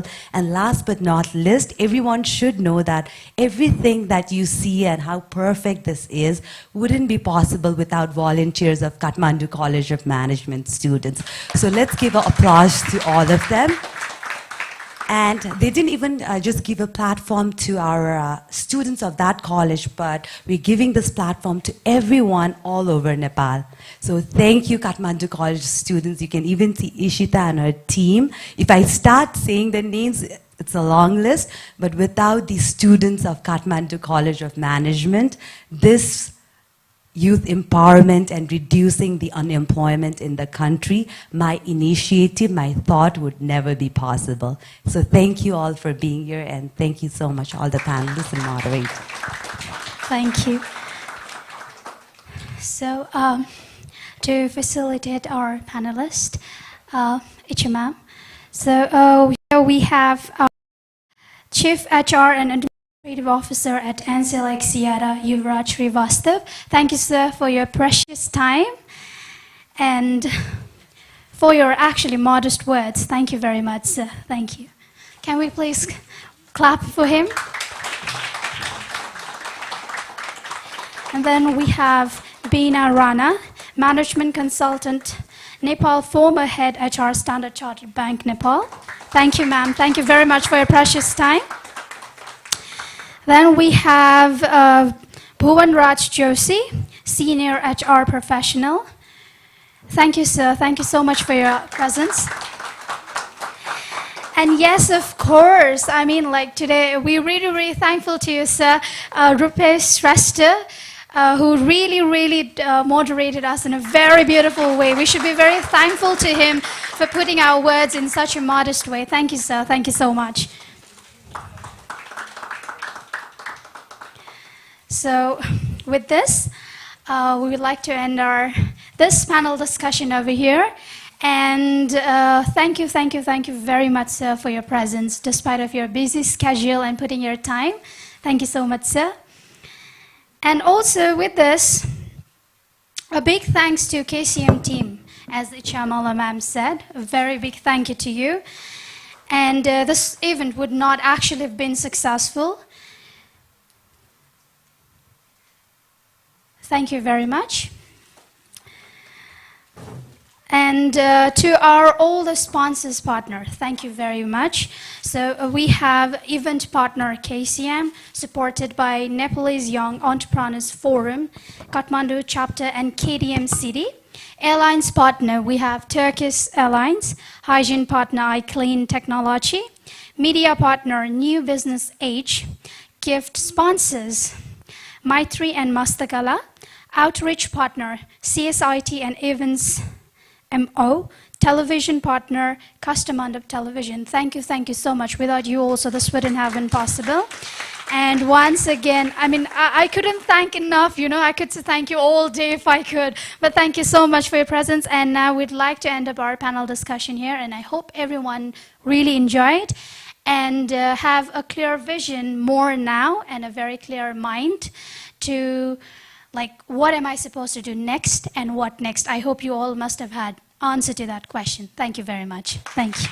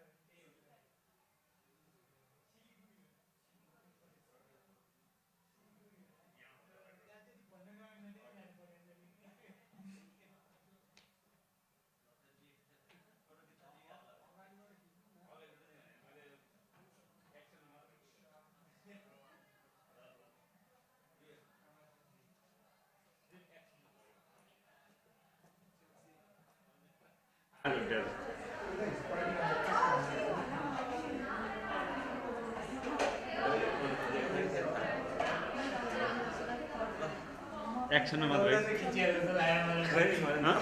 लास्टमा चाहिँ मोल हराउने बेला चाहिँ खिचिएर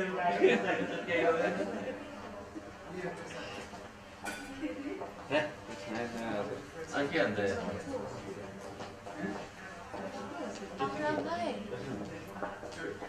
त्यो के अरे म त त्यो बच्चानिर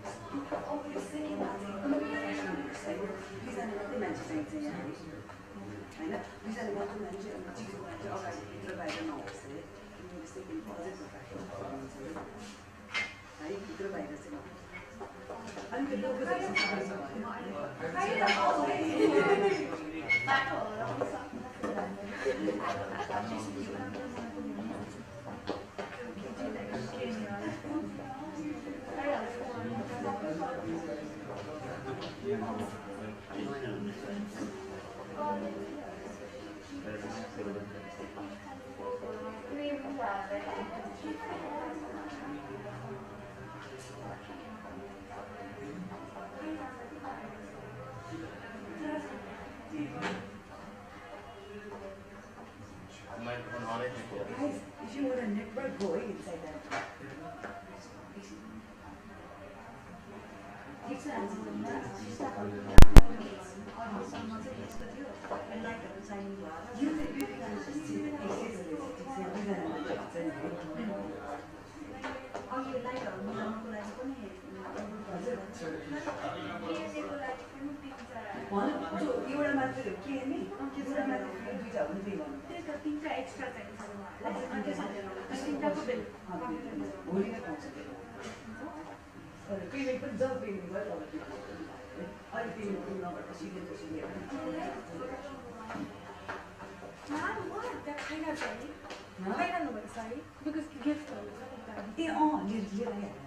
The reaching. Only going like 20 minutes. Oh yeah, that's whatever happened, you know, it was a very big thing. It takes so much. I don't know how much. I wanted to take all of your names, right? But I realized no wonder month realized. for that. Thanks so much.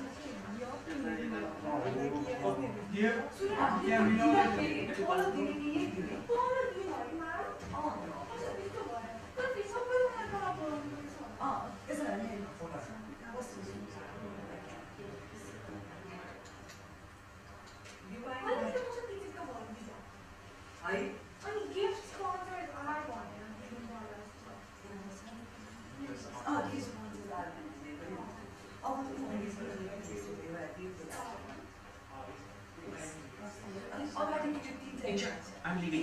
Thank you so much, Yuvraj. Thank you Catch so you much later for then. coming. Yeah, thank you. I really appreciate it. Thank you so much. Right, and sorry, I had a back-to-back meetings. No, that's fine, but thank you so much. I know it at 1:45, but I really did it.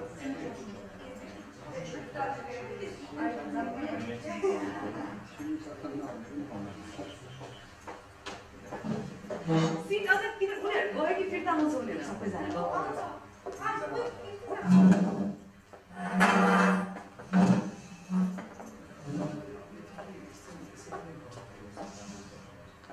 त्यो भयो त्यहाँ भयो अरु के थियो हाम्रो mistake it's correct learning यसरी भने प्लिज कम हुन्छ यसरी यहाँबाट तिमी तल आइदिनु न अघि तिम्रो मैले फिक्स गरेँ मेरो चाहिँ यस्तो रहेछ as we will fix each others crown मलाई हेर्छ नि पछिको म त उसको फिक्स गरेँ मेरो हेर्छ मेरो फिक्सै छैन कि तर सबैजना फिट आऊ है आज चाहिँ we cannot go to the answer for everyone. I couldn't do because things are not there. No worries, man. My friend has been explained about that, so I love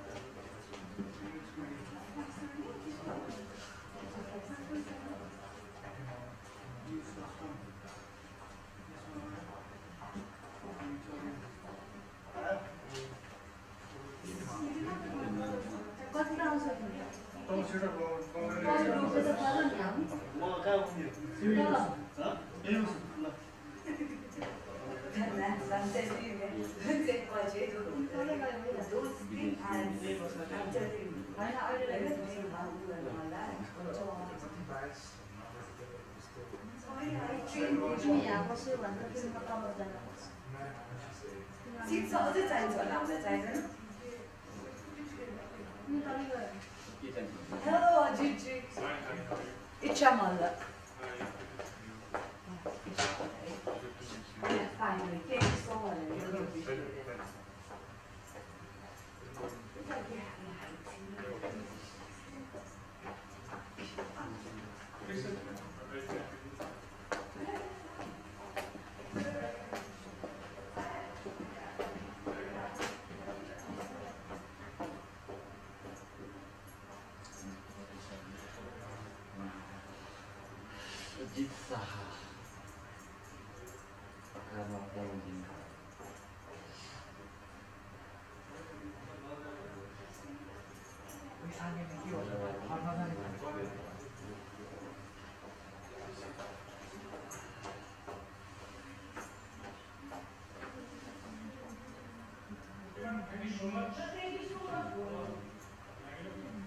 यो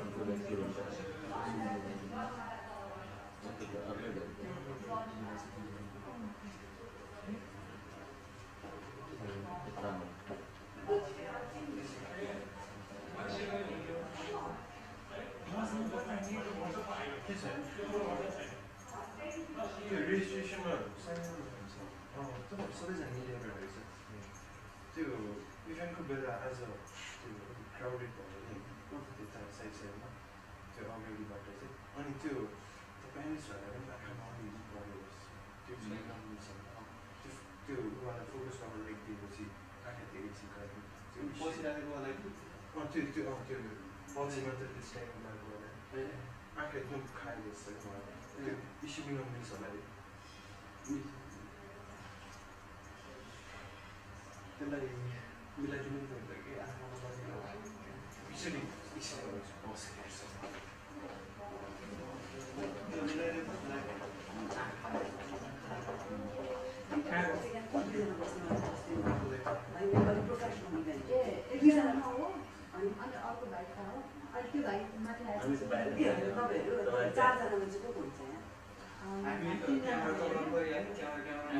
तपाईँ क्यामेरालाई भयो होइन क्यामेरा अनि तपाईँ चाहिँ के गर्नुहुन्छ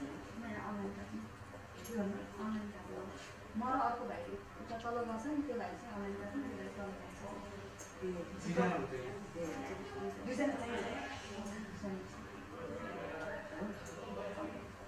चारजना मात्रै अरू कोही ल्याउनु दाइहरूको सानो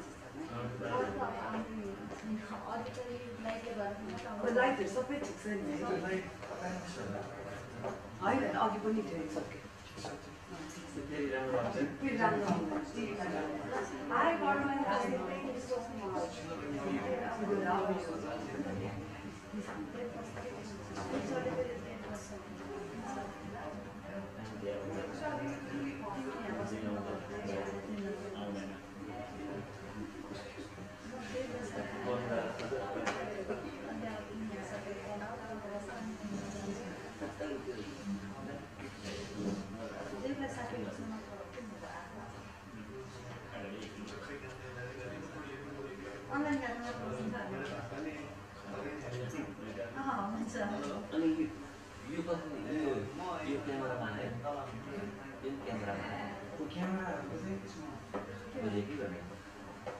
यो लिँदाखेरि यो साइड नलिनु लाइटमा देख्दै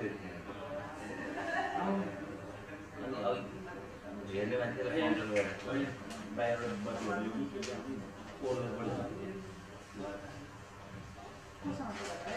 भन्दा त यता देख्यो साइड साइडमा हुन्छ कहाँ देख्यो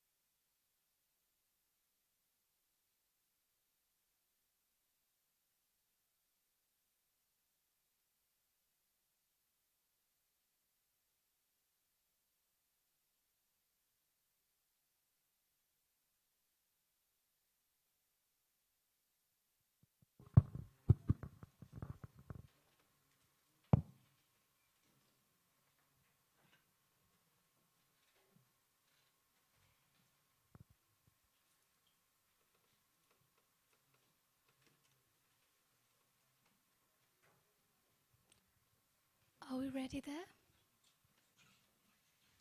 Ready?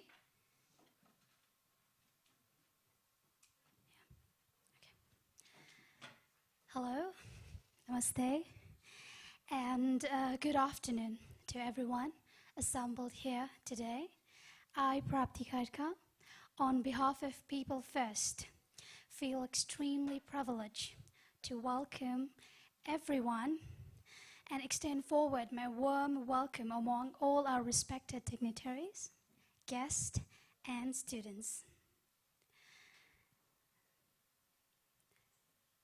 Now, with a great joy and immense exaltation, I welcome you all again on this purposeful event, Launchpad 2021, a career and job fair. Now, this is an individual initiated organization established to aspire the job-seeking youth by founder Icha Molla. Please round of applause for her. On her personal effort, she has created this open platform via People First. Her main vision and goal is to empower youth, especially those who are seeking a good career building opportunities, job opportunities. Also, creating a free platform for employers and employees to get connected. Through Launchpad 2021, a career and job fair is an equal opportunity event for job seekers and employers alike, where employers meet, inform, and interview hundreds of potential applicants, while job seekers get the chance to participate in career counseling and ask questions through panel discussion. Now this, as I said, is organized by People First. What is it? What does it aim? What is its aim? So People First aims to reduce the impact of pandemic in the job market by creating a platform that ensures our job-seeking youth have an easy access to the job market. In a short way, it is a gateway to all the student, graduates, and job-seeking youth in search for better opportunities. Now, without taking our further time, let's begin our panel discussion. And recently, after a successful career counseling seminar with Vice Dean of Johns Hopkins University, today we are having our very first panel discussion on topic, what employers seek in you. So the topic is, what employers seek in you. Have I made it clear? So, without taking too a long time, let me take this honor of welcoming our today's panelists.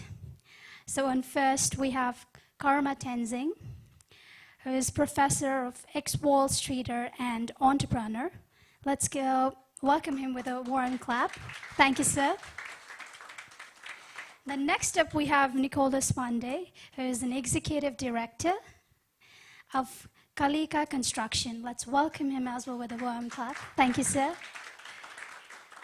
The next up, we have Ajit Shah, Director and CEO of Lotus Holdings. Thank you, sir. Let's welcome him with a warm clap. And for today, we have as a moderator, Manshi Agarwal. Let's welcome her as well, who's an international corporate trainer. Thank you, ma'am. So now, without any more further delay, to notify you, before we begin with this panel discussion, let me notify every one of you, whoever are here, that this event will be broadcasted by our Kasthamandap television channel, which will help to deliver this purposeful event, not just here today, not just within this four corner, you know, because there are so many people who's not being able to attend, and so many people can't even afford coming here from all over the Nepal, right? So in order to let them also be informed and deliver our today's purpose. So with this session, this panel discussion will be broadcasted through Kasthamandap television channel live.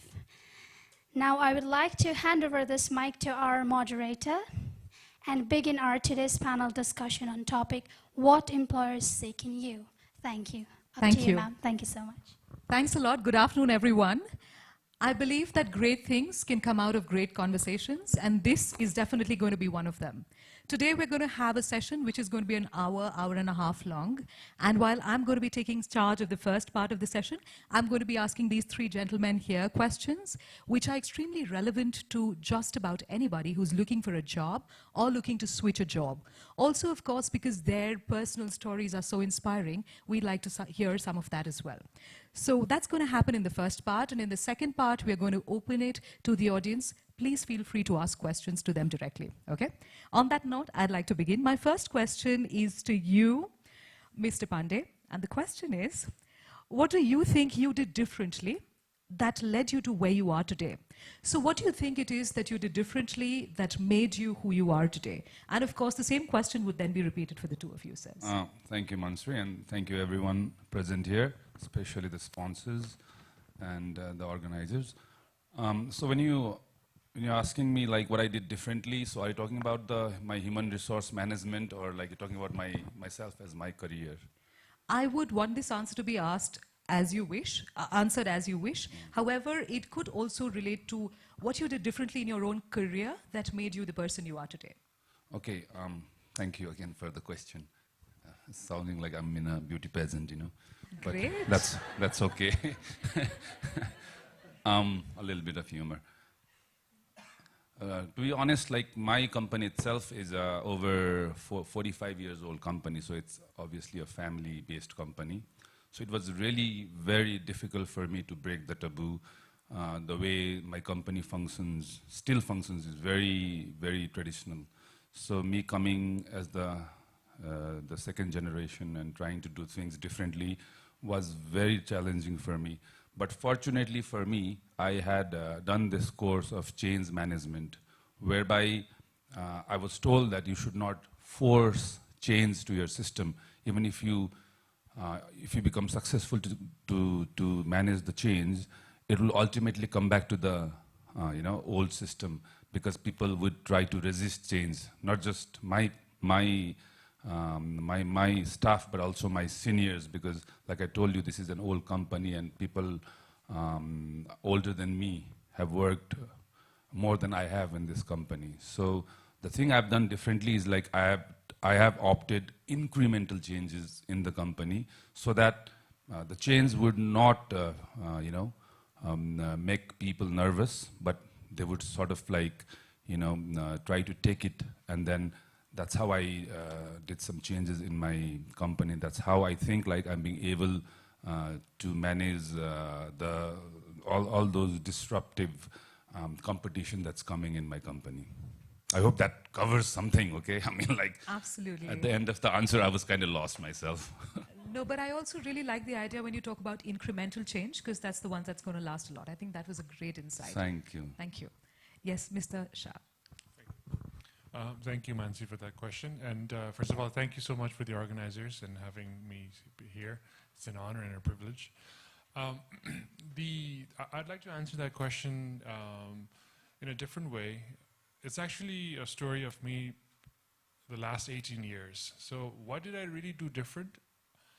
I'm not quite sure what I did different, but I kept trying for the last 18 years, right? So I went to the US for my education, worked there for a few years, and came back to Nepal 18 years ago and tried multiple businesses. Some business worked, some business didn't work. But as a career path for me, or looking at it in terms of my interest, I would keep on trying, and as you go, you make mistakes, you learn along the way, and then some clicked, some crashed, but then the fact that I kept on going for the last 5 years, this thing that I'm on is really picking up.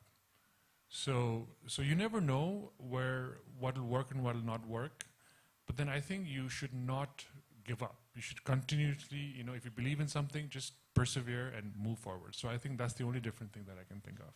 Thank you. Thank you for that. Yeah, your turn, of course. Good afternoon, everybody. Thank you for inviting me over, Ichabaini and team. I hope I can, add some value with what I speak today. So, what I did differently, I don't think I did anything different from what everyone in the room is pursuing right now. So, just do well in your school, and then try to go to a good college, and then graduate with good grades, and then then get a job, and that was my line. So I ended up working on Wall Street, and then the same year in 2002 when I got into Wall Street, I started my PhD program in economics as well in New York City itself.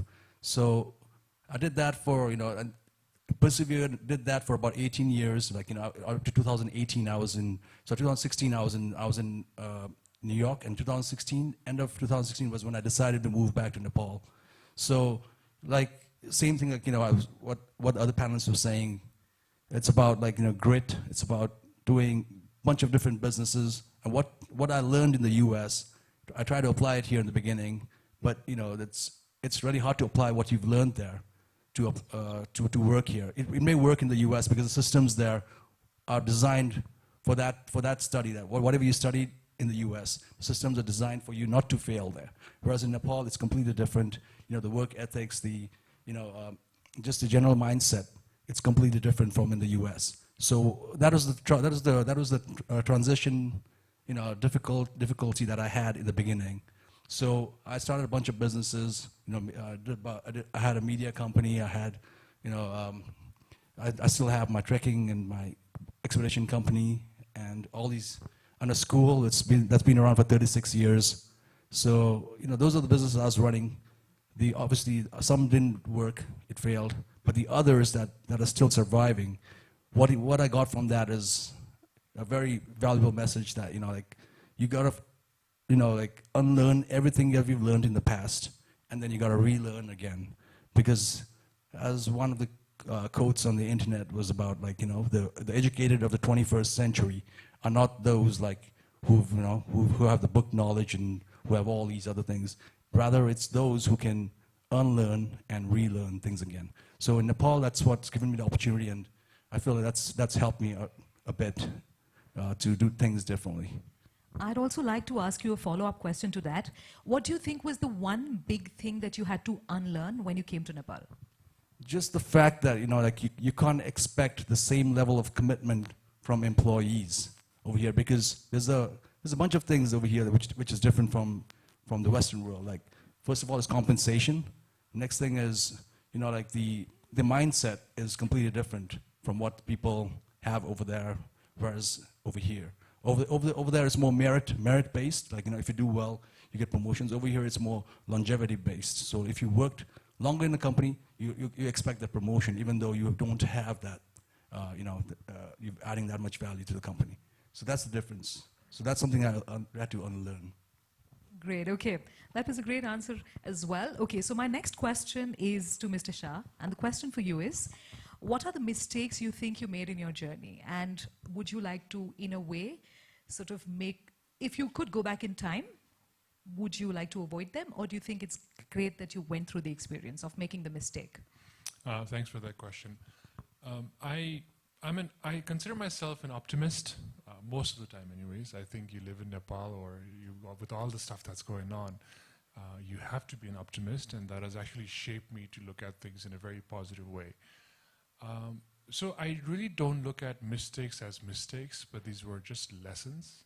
In fact, I went to the board, and then because at one project I'd burned them a lot of money, and so I said, we exactly learned what not to do now, right? So if you can just the narrative in your head, if you can make it as this is a learning experience, and always be willing to take on risks.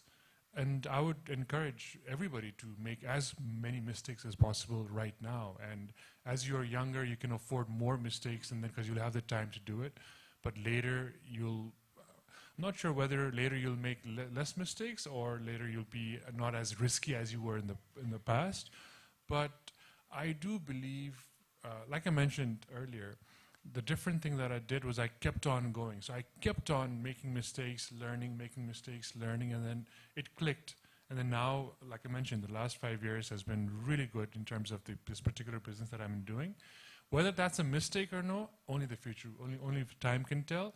But I'm ready to face it head on, and I think with that mindset, you'll be able to really get through anything. Thank you. Great. Also, Mr. Shah, you speak about the narrative in your head.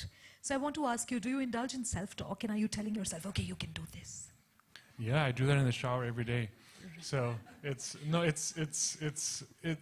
is. So basically, it's like people talk about meditation and all that stuff. It's essentially just that, I feel, right? So you have to be physically healthy, you have to be mentally healthy. So what are some ways to be mentally sane and healthy? Is like, if something happens, what is the narrative that you look at it from, right? So people say a glass is, if you have a glass with half water, people say it's half empty or half full, right? I mean, it's how you look at perspective. I look at Nepal as, there's so much opportunity, whereas there's some friends, they look at it as crap, there's no opportunity, right? So it's really important for me to, and I do a lot of self-talk to myself as well, so I do that. Great, absolutely. I could figure when you said narrative in your head, because that's just what I do as well. And in fact, I ask myself a lot of questions. Rather than talking, I ask myself, what am I learning from here? So yeah, great. Nice to hear that. Mr. Pandey, what would you like to say? What was the mistakes you think you made? And would you like to go back in time and maybe just delete them?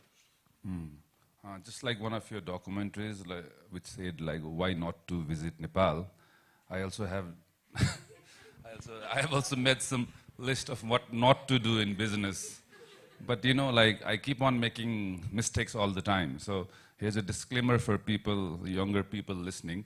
So what worked for me doesn't necessarily work for you. And what didn't work for you could work for me, okay? So I just do not like, sitting on a platform and saying this is right and that this is wrong. But yeah, I mean, I'm also one of those Nepalese who knows what should be done but doesn't know how it should be done. So the key to the question of what should be done is how it should be done. Well, for me, I am someone who gets bored too easily, so I try to do ventures that others have not done. So that's where I make my mistakes, because it's not tested business. So whenever I dive in, I try to do as much research as possible, as much numbers I can get, as much data I can collect from the market. Even though there might not be a market existing, I try to find the closest complementary business and try to get out of it. But again, I fail. So I guess I should try experimenting less and stick to my old guns. And maybe a bit of self-talk in the shower? I talk to myself a lot. Okay, great. A lot. To be very honest with you, I get answers, I solve problems to my business either when I'm working out or I'm drinking. That works for me. I hope my father doesn't listen to this. We also hope that a lot of students don't listen to this. I hope so. Once I was being interviewed in, I think that was News 24, that was a long time back. And then these people are asking, so how were you in school? I said, I studied a lot, but I made a mistake. I should not have studied that much. Because I'm an SLC graduate. I don't know how many of you got the chance to do give SLC. So we were always told that SLC is the iron door. Once you break it, you're free. And then I studied up to SLC really hard. And then when I went to my high school, I didn't work too hard. And later on, I found out that my certificate of my +2 counts more than my SLC. And I was like, oh. So you were basically, I think that was my mistake that I should not have done. I found my answer. Yeah. I would also request people to edit this bit out so my son doesn't watch it. But you can mute it. Great. Yeah, that's it. Yeah. Thank you, sir. Yeah. Mr. Karma. All right, for me, the mistake I feel in the last 4 years that I've been here is the implementation part in any businesses. Whereas in the West, we were more focused on ideas. We try to, we get an idea, we try to work on that idea. In Nepal, I think more than ideas, like everyone has a dime a dozen. Everyone in this room probably has an idea for a business here. But it's the implementation part that's difficult in Nepal, which was for me like, like the reason why I feel that, that obviously some businesses worked, some businesses failed in the last 4 years. But the ones that failed was the implementation part where, I focused more on the ideas than on the implementation. So that's something that I feel that, I do mistakes from my end, which now the new businesses that I'm doing, I'm more focused on the implementation part rather than, focusing fully on the idea part. Right, great. That's a great insight. Okay, so now the next question, and I'm going to start with you this time. And the question is, was there a turning point in your business journey? Something, a decision maybe that you made that changed everything and just got your business to the position it is at right now? Okay, so basically after, being in the US from 1998 until 2016, so 18 years, so leaving everything, coming behind, was that I felt was more like a business step that I had to take because our family had a school here called Kasthamandap Valley School in Maharajganj. So it was an operation for the last, I'd say now, 36 years. And when I first got here, the school wasn't doing too well at all. So being a professor in New York and I was working in investment banking as well. So when I came back here, I saw that there's an opportunity here, and there's probably something that I could give back, to my students as well in Nepal. If I ever taught here. So then I decided to take the school back, and from 2016 when I took the school over, we've seen great leaps forward from where we were previously, in terms of enrollment, in terms of students being prepared for colleges. And overall, like even the general SEE now, not SLC anymore, the grades getting better. So those are things that I saw from minor things that I gave up in the U.S. and to do something bigger here for 400 students in our school. So that was your Swades moment, and it worked for you, right? Exactly, it worked really well, and I feel like now I have the opportunity of giving back more via the new investments that I'm doing here. So we're coming up with a 5-star hotel in Maharajganj, which I feel will add, a lot of jobs to Nepal as well. Okay, Mr. Pandey, the same question for you. What was the turning point in your journey? I would like to discuss something about myself rather than my business. To be very honest with you, up until very few years ago, I was kind of lost. I was in my business, I was there, but I was not enjoying it. Somehow I was like, it was a drag waking up, getting ready, going to the office, and then coming back home. And somehow it changed. I think I sort of like twisted my job specification, if I could. Because I started traveling more, work-related traveling. I started meeting more people, and I tried to see the fun part of the business, which is construction, right? So I met a lot of people abroad from different countries, and I learned the way they work. And I thought like whatever I was doing day in, day out, I didn't have to do that. So now I started networking, and I started trying to find jobs that excite me, especially in construction business, right? So bringing in good technologies and trying to find a job abroad, and it worked to me. So recently I got a job in Sri Lanka, and we're still doing there, and we did in Bhutan, and now I'm trying to bring in new technologies out here with the help of my friends abroad, and trying to make the job fun. So that's how I changed my way of looking my job, because I thought like maybe I was not made for this business, but I made the business for me. Right, so you managed to sort of tailor-make it the other way around, is what you're saying. Great, great. Okay, Mr. Shah. Before I answer this question, I think I'll give you a little background.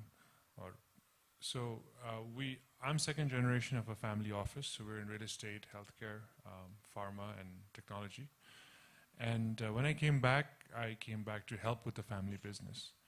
So I tried an ISP, an internet company. We did a call center. We did medical transcription. I invested in a restaurant, a hotel, and all that stuff. Most of them didn't make money. So then around 2011, there was this new concept that was coming up. And this was my venture into BPO and outsourcing. I went back to my board and said, hey, this is a great idea. It has a huge opportunity. We should do something here. And my board politely said, no, we won't do it. And all of a sudden I realized, okay, my safety net is gone here now. You know, I want to do something, but they're not supporting me. So I think that I was very disappointed with the board's decision then, but I didn't give up. So then what I did was, okay, I do believe in this opportunity. Let me go to family and friends, get their money. You know, let me put in some of my own savings, because you using someone else's money versus, you know, if it comes easy, then you don't know the value. Okay? And I think in hindsight, I'm so happy they said no to me, because now that it actually even gave me the strength and the want to push. And I think Kamaji just mentioned that, you know, people struggle with execution, right? But what's the magic of execution? You need that force somewhere to keep on pushing yourself every day, right? And I think that was what I learned out of that experience, and that was, I think, my pivot into taking this to the next stage. And from then, you know, I need to do this. Now I have more people that I'm responsible for. I put in my own money as well. You know, all of a sudden I'm on my own here now with this, right? So I think that, I don't know what would have happened if that had failed, or maybe it will fail out. I don't know what's going to happen in the future. But the fact that, you know, I mean, today we've set up an office here. We have 300 people working for us. We've got offices in Bangkok, UK, US, Singapore, and all that stuff. I wake up in the morning, so for some of my business development trips in Thailand, I wake up at 5 in the morning to catch my flight at 8 o'clock, do my run in the morning, take the flight to Singapore, fly down, have a couple of meetings, and fly back. And I ask myself, okay, why am I doing that? The energy is probably from that pivot moment, and I think that's when I think I actually pivoted. So the fact that people politely said no to you on your board sort of gave you the impetus to go on, is what you're saying, right? So that, in a way, egged you on and encouraged you. And did you feel at that point scared? I was very scared. I was very scared because all of a sudden you didn't have that support. You know, I mean, Nepalma will all say, okay, it's easy for you to say, Dhani Bauko chora, paisa cha, company sabai cha, hamra po job chaina, right? So, but now, I mean, I guess I can always go back to my Dhani Bau to get money back, but then I don't want to do it. No, it's an ego thing now, right? So I think that it was very scary, and I was very upset with all that. But then in hindsight, I know I thank them for actually doing that for me. Great. Okay, so now we've spoken about your personal journeys, and now I'm going to get a bit into how your organization functions. And my first question would be for Mr. Pandey, and the question here is, how does your organization and work culture differ from other companies? So what is it that your organization does differently? I would not know how we do things differently, but I think I mentioned in the beginning of this talk that we are a very traditional company, right? So it's a very power-centric company, or should I say it used to be more power-centric than it is right now. So we are, I'll have to be honest on this one, we might have a very flashy-looking office, but inside the facade, we still have a lot of things to work on in terms of putting the right systems in, and I recently have managed to, you know, put a proper human resource department which not just hires and fires people, but they also counsel people, you know. And then I've come up with the employee handbook, a better one, and how the employees, when they are onboarding, they would know how far they can reach in the hierarchy and in terms of salary and bonuses and whatnot. So we have become a little more you know, professional and more clear about when an employee comes into our family, they would know like what they are getting into, and not just like, you know, like we're paying you this much of salary and this much of bonus or whatever, but they would see the complete picture of where they can get 5 years down the line. So this is what has been different from my old company and my new company. I think that's how I'm gonna, compare. That's good. Great. Absolutely. Thank you. Absolutely. Mr. Shah.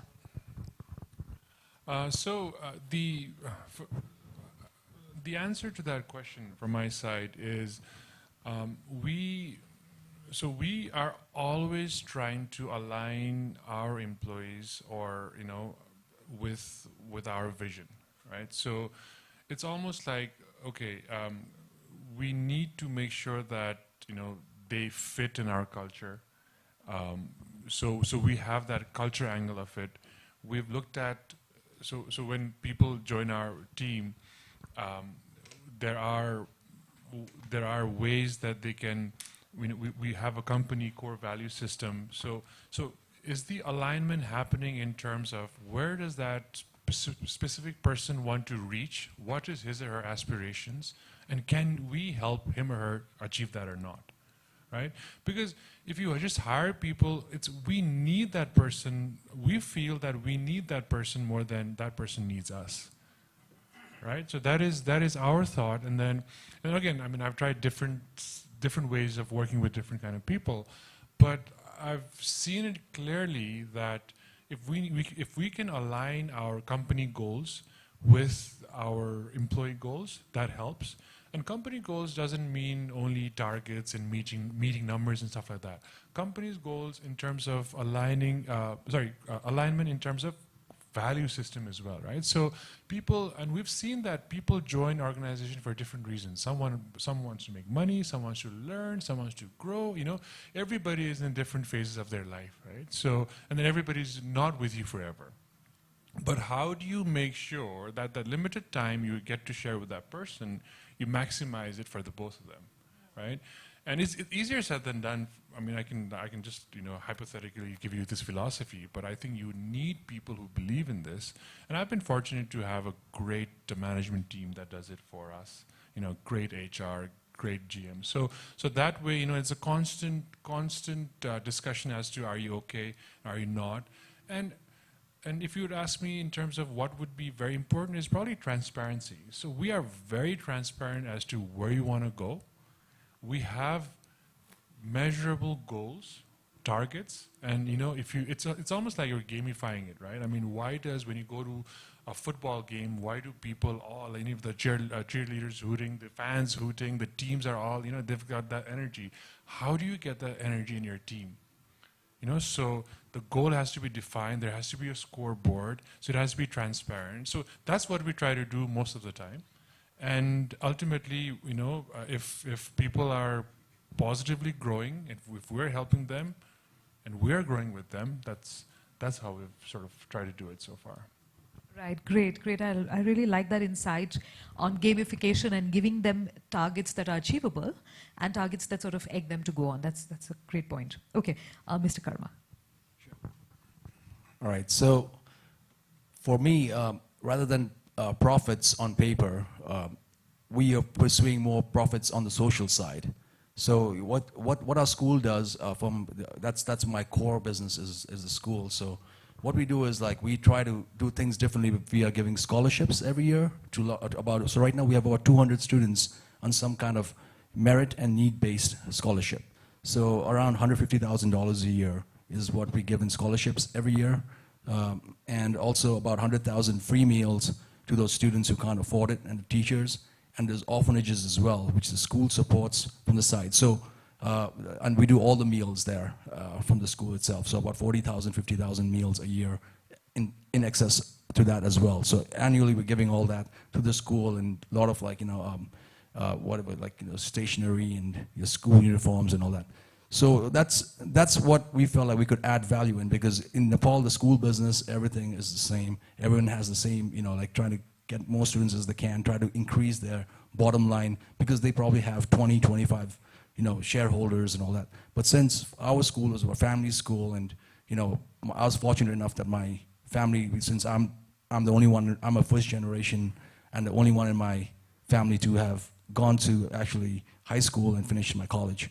So it makes a difference there, because my family trusted me to run the school, and that's what I'm doing. I'm doing more towards the social aspect, because I feel like in the long run, we can definitely get paper profits coming in the long run. Because right now we're just looking at social profits, but this is a long-term plan. And what we're doing right now is we're using our part of our profits to do fund all these other activities. And I feel that it's going to work in the future towards our benefit. It's more social. Great, absolutely. My next question is to Mr. Shah, and the question is, what do you as an employer think is more important? The aptitude of a person or the attitude? I think it's like asking, do you like apples or oranges, right? I mean, it depends. And sometimes you'd want some vitamin C and then you want orange juice, and then sometimes you like apple. I think I think you need a mix of both. I do think you need a mix of both. You need that attitude to want to do something and the aptitude that actually makes you do that successfully, right? So I think it's a combination that you need both. You have to choose one. If you have to choose one. So we're going to put a gun at your head and you're going to have to choose one, yes. No, I'll choose both. Shoot me. He's taking the easy way out of this, right? Okay, great. That's absolutely fine, though. Okay, yes. Yeah, this was the first short question of the evening, and you took it took a long one. Anyway, I think I would go for aptitude. I would go for aptitude because, like, attitude, I think you can change, but aptitude you can only improve. So I think I would go for aptitude. Yeah. You'll go for aptitude. Yeah, you cannot you cannot put an aptitude into a person, right? But you can try to change the person's attitude. So it's like aptitude you can improve. No, yeah, you can only improve aptitude, but you can change attitude. Okay, great, absolutely okay. Did I confuse you? A bit. Honestly. That was the plan, actually, because I didn't know the answer. So I wanted to confuse you. This is the evil plan we have here, right? To confuse the moderator. Thank you. Okay, yes, sir. I feel it goes hand in hand. Obviously, it's not mutually exclusive, but I feel like, I think attitude is more important because aptitude, okay, getting in the door, aptitude helps you get in. But once you're in, then it's attitude, I think. You have to be confident, you have to know what you're doing. So. Okay, great, absolutely. Okay, so do you want short questions or long questions? Because otherwise you all are going to be evil to me is what I'm guessing. Short is good, actually. Yes, no question. Yes, multiple choice. Excellent. Okay, so what do you think people who are already working in the organization, what are some of the things that they can do while they're already working to improve their own skills and their aptitude, so to say? So we'll start with you, Mr. Karma. I think that falls on the employer as well, not only the employee. Like you have to, if there's a new program in your business, like in construction or in education, if there's a new program that's coming, as an employer, you want your employees to learn that as well. So you got to give them training classes. You got to have, you got to invest for retraining programs, and even the employees need to do the same as well. Like they need to be interested in learning more and getting better and getting the skills a little better. It's not like it's not like you can just wait every year and then year by year expect a promotion. There has to be help, or there has to be interest from your side, initiative that you want to learn more. So and the company should provide that.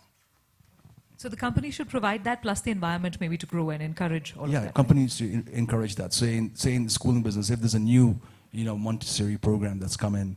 So the teachers, they need time off. They need to take those training and all that. So as a businessman, like where you want your business obviously to do well and to get more students, you have to make sure the employees get a chance to take off from school, get enrolled in those classes. You pay for the training so that you can get more students via that training into the school. Mr. Shah. You want to go first, eh? You want to go? No. No, I do agree with Karmaji. So, we all have our phones, and then we have these frequent upgrades in our phone all the time. And just think about why those upgrades are necessary, right? So it's there to, their constant improvement to how you can do before you upgrade. There's a lot of feedback mechanism and all that stuff. And I do believe that us as human beings, not only employers or employee, but everybody for that matter, has to figure out ways to constantly improve ourselves, right? And it's easier these days than it used to be before because learning is in our fingertips, right? And it doesn't have to be learning for your particular content. For example, if you are in sales, it doesn't have to be learning how to do sales.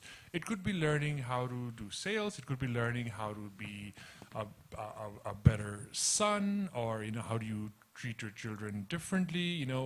It could be different life skills as well, because that indirectly would always make you very relevant and competitive to the rest of the world, right? So I think you really have to constantly sharpen your edge.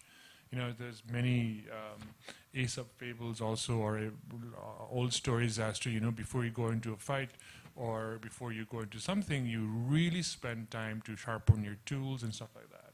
So I think that's very important. And as an employer, we make sure that we have opportunities like that for everybody. And not even, the employer needs to learn as well. So it's not only the employees, the employers need to learn as well as to how we can keep them motivated and moving forward. Yeah, I agree.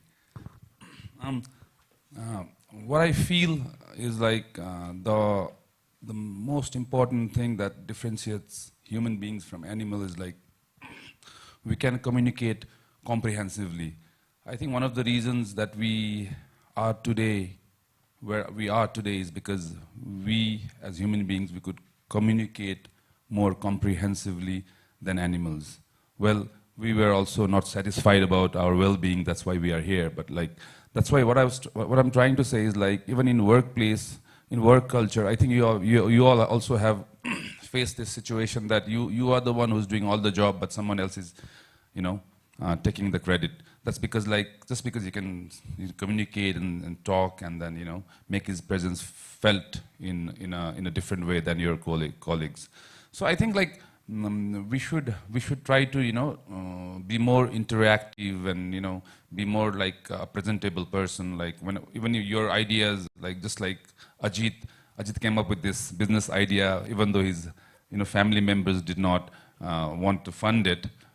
His friends did. Obviously, he did a very good pitching, right? So it was a new business, untested business, but because of his oratory skills and all this gesticulation he uses, which I've seen him doing before in other platform. So I think that's what an employee should improve. There are a lot of other qualities, right? But one of those could be like your communication, your interactive skills. Sir, very interestingly, you spoke about the fact that there could be somebody who's doing the work, but somebody else who possibly takes the credit because they're more visible and more out there and more outgoing. As an employer, how do you sort of differentiate, or are you able to or not? Unfortunately, I might be, overlooking some of those issues because I also get those kind of feedbacks from my human resource department that, well, I was the one doing the hard work, but he got the promotion.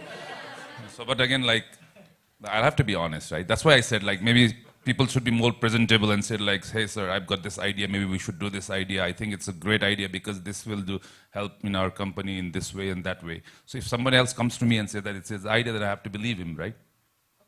Yeah. So I'm just a human being, so I make mistakes, sorry. Great, but as organizations, how can we give our employees, this is a question to all of you maybe, or anyone who wants to take it, how can we give our employees the kind of environment to be able to share ideas without a filter? Do we do that? Does it happen in organizations like yours?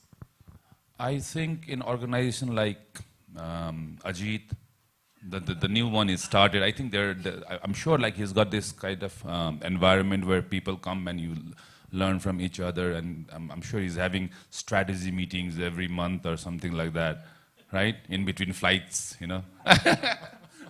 But for us, like I told you, I try to do it once in 3 months, but it doesn't always work out. So, but I think that the best way to do is you do this kind of since I do projects, I bring people from different projects, put them together in one place, and try to learn from each other the best practice. That's what we try to do, and we do, but not as often as the new business would do.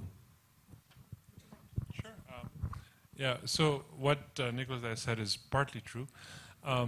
So we try to humanize our institution as much as possible, and then I do agree with him in the communication skills, and especially in Nepal, where we don't communicate. We try to, we communicate, but then we don't communicate clearly, and maybe it's our culture also. We don't want to say what's really bugging us because we are scared to be judged. I think our HR has done a very good job in really connecting with everybody and connecting with them and stuff like that. So I feel that you should, in my office, if you come and visit, my door is always open. There's a reason why I left that door open, because it just gives people, and they can just come in and speak to me anytime they want, right? So I think the culture of being able to communicate, and sometimes even maybe over-communicating, right? Sometimes people don't communicate, then we take them out for nice retreats and they have a little alcohol and they start really communicating, right? Which is fine, which is good, which is okay, right? But it's just some ways that people are natural and people are not. So I think the communication is by far the most important. How you trigger that communication is up to the many ways you can do that. Right, and we have an alcohol company sponsoring this, I'm guessing, since this comes up a bit. So, sorry, yours. No, sure.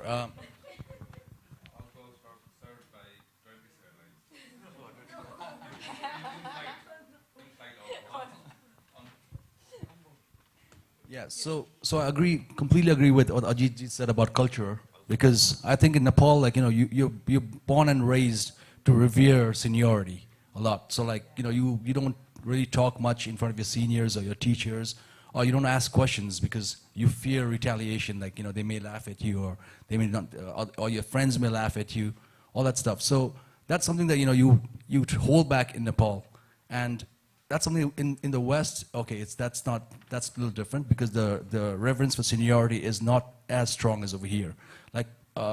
There's a famous example about Malcolm Gladwell, one of the famous writers.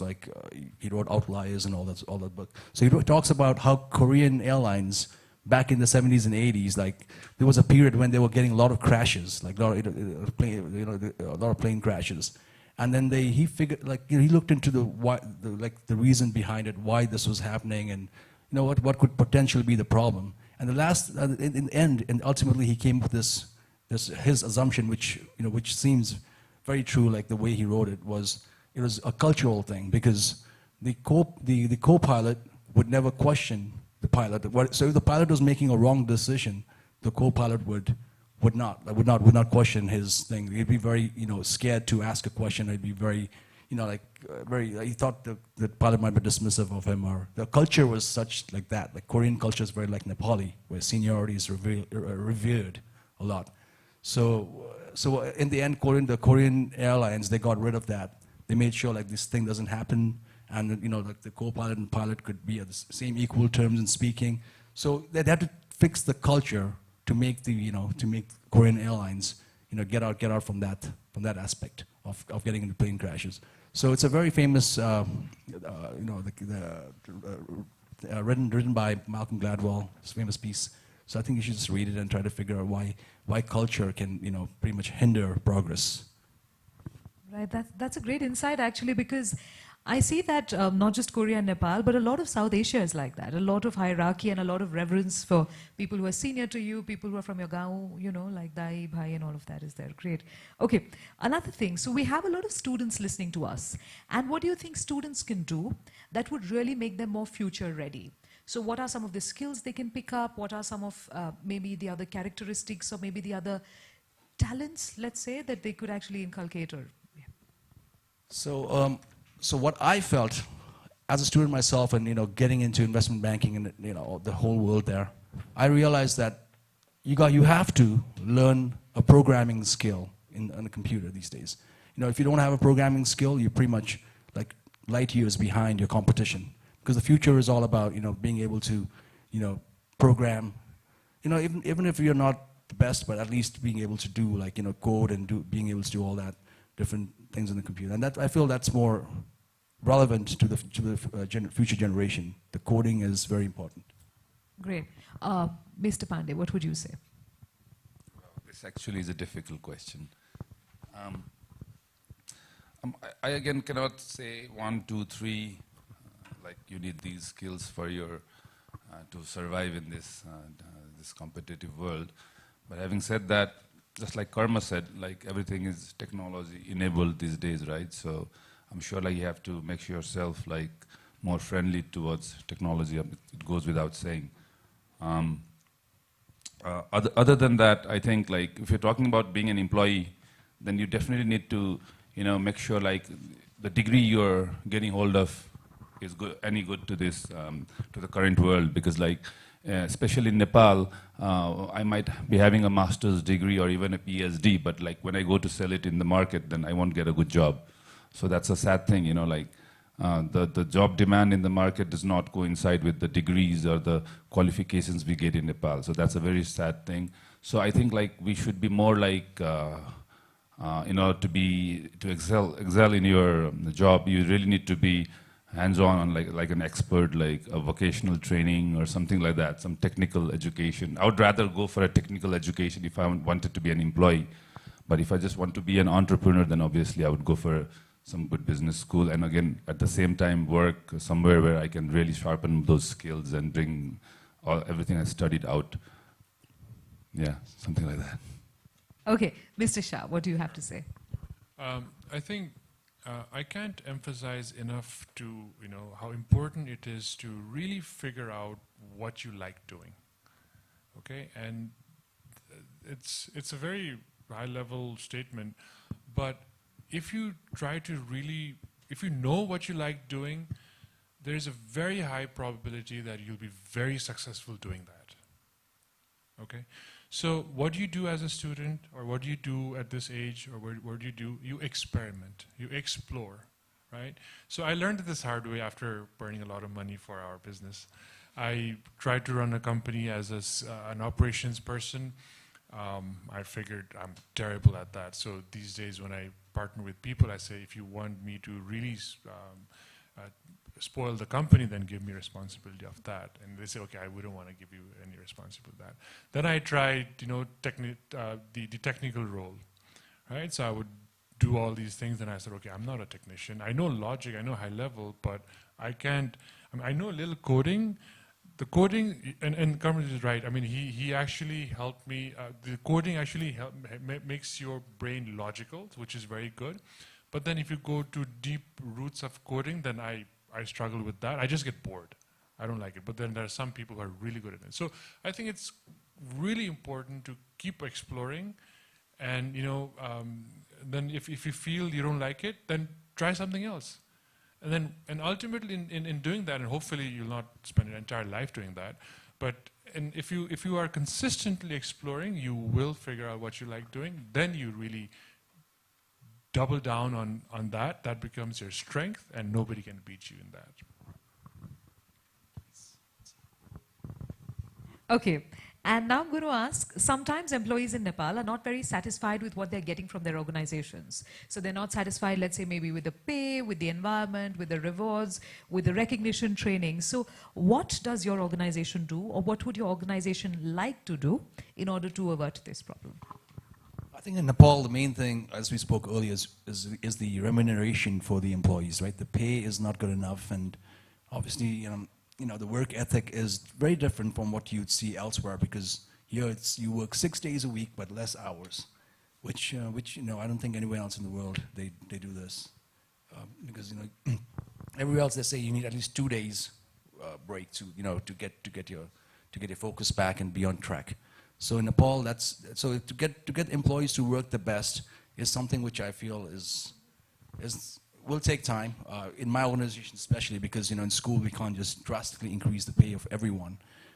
So, you know, we still haven't done anything differently, to be honest, but we would like to change things, you know, and hopefully someday, you know, try to do something right by, you know, giving them more programs to, you know, get involved in training programs, or get the skills better, to sharpen the skills. That's what we're looking for. But in terms of everything else, I don't think we can make much difference right now. Okay, Mr. Pandey. I think like the complaint is from both sides. The employee, the potential employees think that they're not getting a good job, good pay. And again, the employers say like there aren't enough good people in the market whereby I can really, make my company go to a next level using these employers. So definitely there is a gap there. So I guess like, events like Launchpad 2021 event done by people first. I think that there has to be someone to, bridge this gap.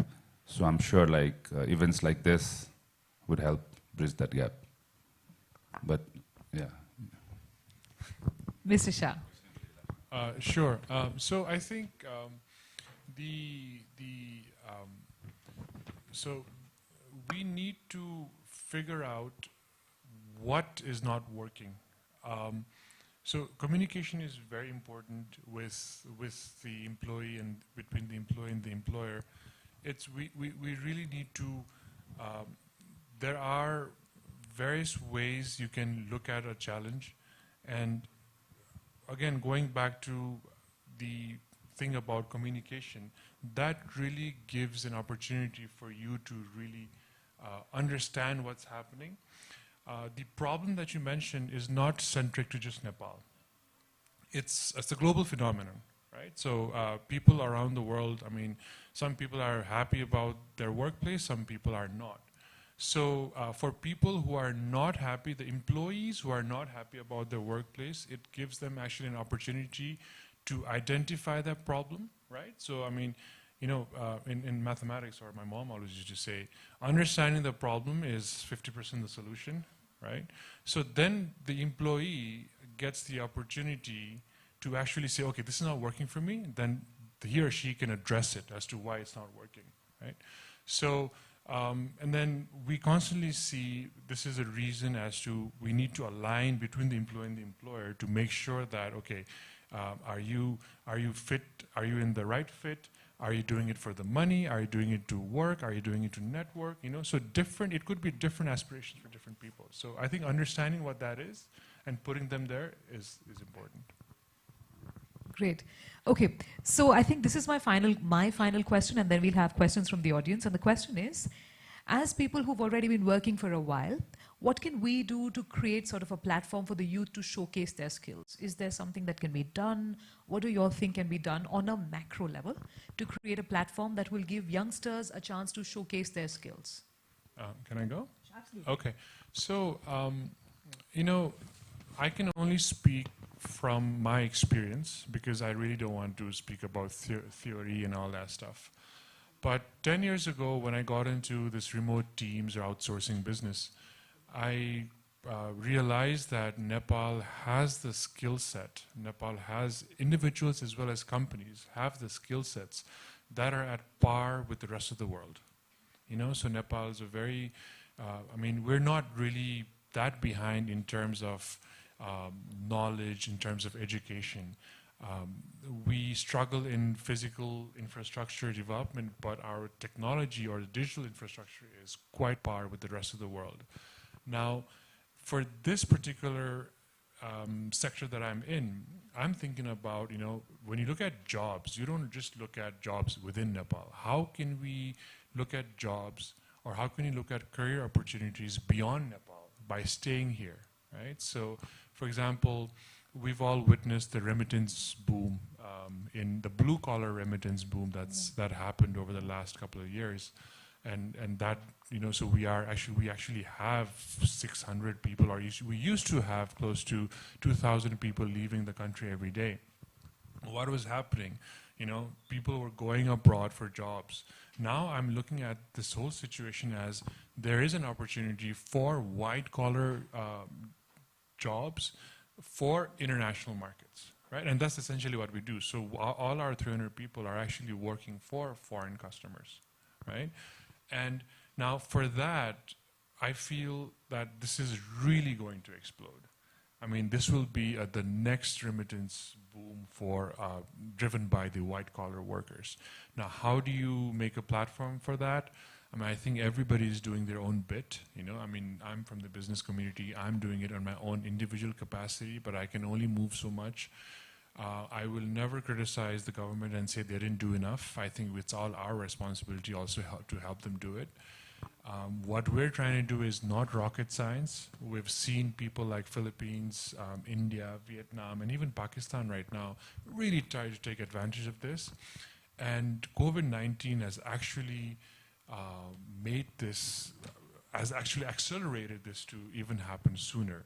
So in terms of what can businesses do or what can I do, I can only say as to what can I do to really, really connect the job seekers to job givers is, we have a couple of platforms coming up on our own as well, and then you'll see it in the market. And I can only do so much. I think it is in everybody's individual capacity, and I think everybody's individual commitment that you should say, okay, Nepal should, why only visit Nepal 2020? Why not work from Nepal 2021, right? So why can't we be workforce for the rest of the world? That's the vision that's the dream that I'm chasing right now, and that's probably why you guys have called me here. But that's something that I believe, and I think it's not only me, everybody has to sort of chime in, just like we did Visit Nepal 2020. That with that, I think we have to do, work, outsource in Nepal or remote teams in Nepal 2021, and I think we will get there. Great. Okay, Mr. Pandey. Actually, she was going to ask the question to him. That's absolutely fine. He wants to not give answers is what I'm thinking. He's passing the torch to me. It's like a hot potato throwing it around. So what I believe is, completely in the law of comparative advantage. So in economics, basically what that law states is that through specialization, all trading parties benefit. So in Nepal, what are we good at? Look at that. So one thing I can see right away, our tourism sector is going to be booming pretty soon, because we only have one runway right now in the country, but there's two coming up. Pokhara one is coming up soon, and Bhairava is going to come soon as well. So right now we have around, the government data says around 8 million seats every year coming into Nepal. So these two airports will probably bring about 12 million seats. So we have close to about 50% increase in air traffic coming right away to the country. So that's one sector where I feel Nepal is pretty strong in. We have advantage in that, tourism sectors. And also the next thing I see is low wages. So Nepal has advantage in low wages as well. So, and the thing that works along with low wages is infrastructure has to be there for that low wage to perform. So finally, in history now we're seeing, last 2 years or even this year, we're seeing that we have a surplus in electricity. So this means that, we're finally heading towards the next level in terms of infrastructure being able to support our labor, to become white-collar laborers from what we are right now. So I think, that's a great platform for our youth to start pursuing, because that's where, because once you have that, once the labor starts getting, once the demand starts growing from the West, the wages are bound to increase. So that's the one sector which I feel is, good for the youth to be involved in tourism and, white collar labor. Just hone up your skills. That's all I can say. Great, thank you. So have you prepared? Actually, you sent me the question yesterday, so last night I prepared. I was just joking. I have this great opportunity to interact with young entrepreneurs of Nepal, because I'm also associated in one of those organizations like Nepalese Young Entrepreneurs Forum, and I also get to interact with people my age and people older than me. So what I've seen in the youth of today is they're kind of a little shy. They're very talented, but having said that, they're a little shy. Everyone's doing their bit on their own inside their house, in their office, but we have not actually been able to bring them out of their offices and then put them somewhere in a forum where we can showcase their talent. It's a little sad. That's why I said before, communication skills, because I would want these talented individuals, especially in Kathmandu, because outside Kathmandu, it's a very different scene, which again, like I travel a lot around the country, so I know, but people living in Kathmandu are privileged enough to, get that kind of education that's required to be competitive in this competitive world. So, sadly, like I'll have to say this on the platform, the organizations like FNCCI, CNI have not been able to, do that much bit because they are the one recognized by the government, that they get the full help, full support, even financially from the government. So these kind of organizations, they have committees. That there's a startup committee there, but I didn't know it existed until like few months back. But I'm sure like the new leadership that's come, they look very promising. So hopefully they'll be able to do something regarding like what you said. Like I think that was your question, right? Like they have everything in them, but they cannot not being able to connect to the right people, maybe the right investor or the right employer. So these are the things that organizations like NYEF, FNCCI, CNI should do. And having said that, again, like our government should also do a little more, because what I believe is like a road should be built by the government, the private sector should run the buses.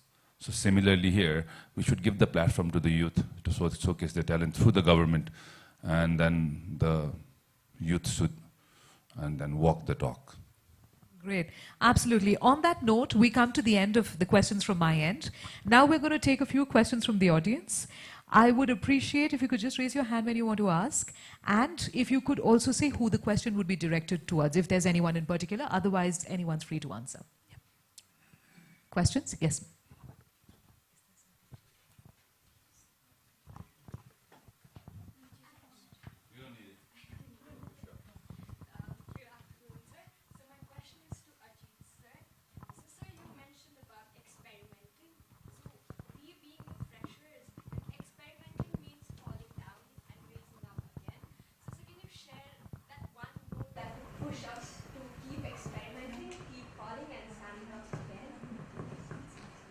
Sure, thank you. Thank you for that question. So what works for me may not work for you, so you really need to figure out what that is by further experimenting as well.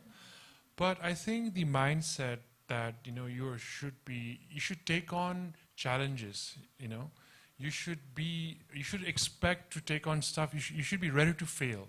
You should wake up in the morning and say, okay, I'm going to try this. I don't care if I fail. So there's actually this management concept called the Johari window. You should do some research on that if you don't know about it. But that tells you about how you can look at your life or you as an individual. It has 4 quadrants. One is what you know about yourself and what you don't know about yourself. That's an unknown. The other one is what you know about yourself and what others don't know about you. And there is what others know about yourself, but what you don't know about that self, right? And there's one corner whereby what you know about yourself and other people know about yourself as well. So what you need to figure out is on that blind spot, you need to keep on experimenting. Like, so for example, let's say, I've never skydived for a lack of a better example, but I don't know until I really do it, right? So maybe let's say I try to skydive and I love it and I quit all my job and I become a skydive instructor. I don't know, that could happen. We've seen people like that.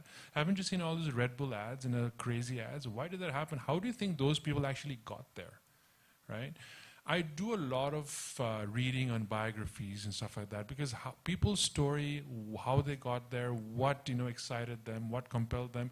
I really love reading those. And so I think to answer your question, maybe in short again, is try to, when you say experiment, don't try to jump off and hurt yourself or something like that. But then you got to do it in such a way that, take baby steps, experiment, take baby steps, and that way you are really learning yourself. And then you will have that aha moment and say, I'm really enjoying this. So I think, I hope that answered your question. Great. Anyone else who would like to ask the next question from the audience? I see somebody raising their hand at the back. Okay.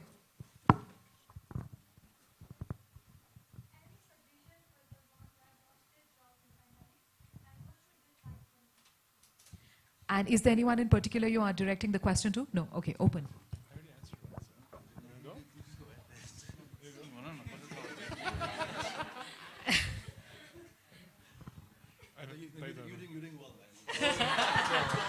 I like the sense of teamwork that's happening here. It's about losing your job during pandemic, right? Ajit is hiring. Apply for the job. No, but on a serious note, and then thank you guys for, so, you know, losing a job, getting a job, it's okay. I mean, there are some industries, like, for example, in the travel sector, you know, I mean, before this session, I went to the Radisson reception, and it's quiet, empty, dark, you know, so we're just, we're experiencing this, we've never experienced this before. But one thing be certain is this is not going to last forever. Right? So be hopeful that you're going to get something back again, but you got to keep on pushing. You got to keep on trying. Okay, if you've lost your job in something, now see what's open, keep on pushing. That is so important. You got to keep on going. That's why, you know, I'm sure you listen to these motivational videos and all that stuff. What they keep on saying, you got to keep trying. Keep trying, keep trying. I think that is, the perseverance, I think, is very important. So today, you'll lose something, tomorrow you'll find something, but don't give up and say, oh, and then if you want to sort of take a break and be sad about, then be sad. Now then get up and then move on again. I think that's the important part. I hope I answered your question. And we are actually hiring, so if you know, yeah, so you can figure out a way to connect with me through, I think, HIG. Thank you. And just to add, sorry, you know, from an economic perspective, you know, for every bust, there's always a boom. The market cycle continues going up and down this way. So right now, we're in the downturn, we will catch the upturn. So just keep applying, you know, keep sending your resumes out. I think that's, you know, that's the best you can do, and it's gonna get better. Just hold on. Why should I be left out? I just want to top it off. Like, what doesn't kill you will only make you stronger. Nice. See, I like how they were delegating jobs around to one person, and then everyone decided to ride the bus. That's great. Okay. Any other questions from the audience? Yes, there are a couple of hands I see. Okay.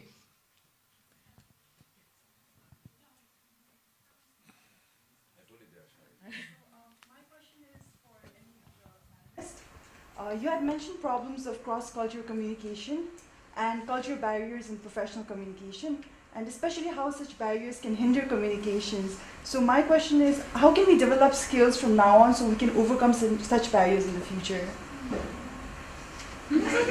No one's interested in this question, it seems, is it? I'll try.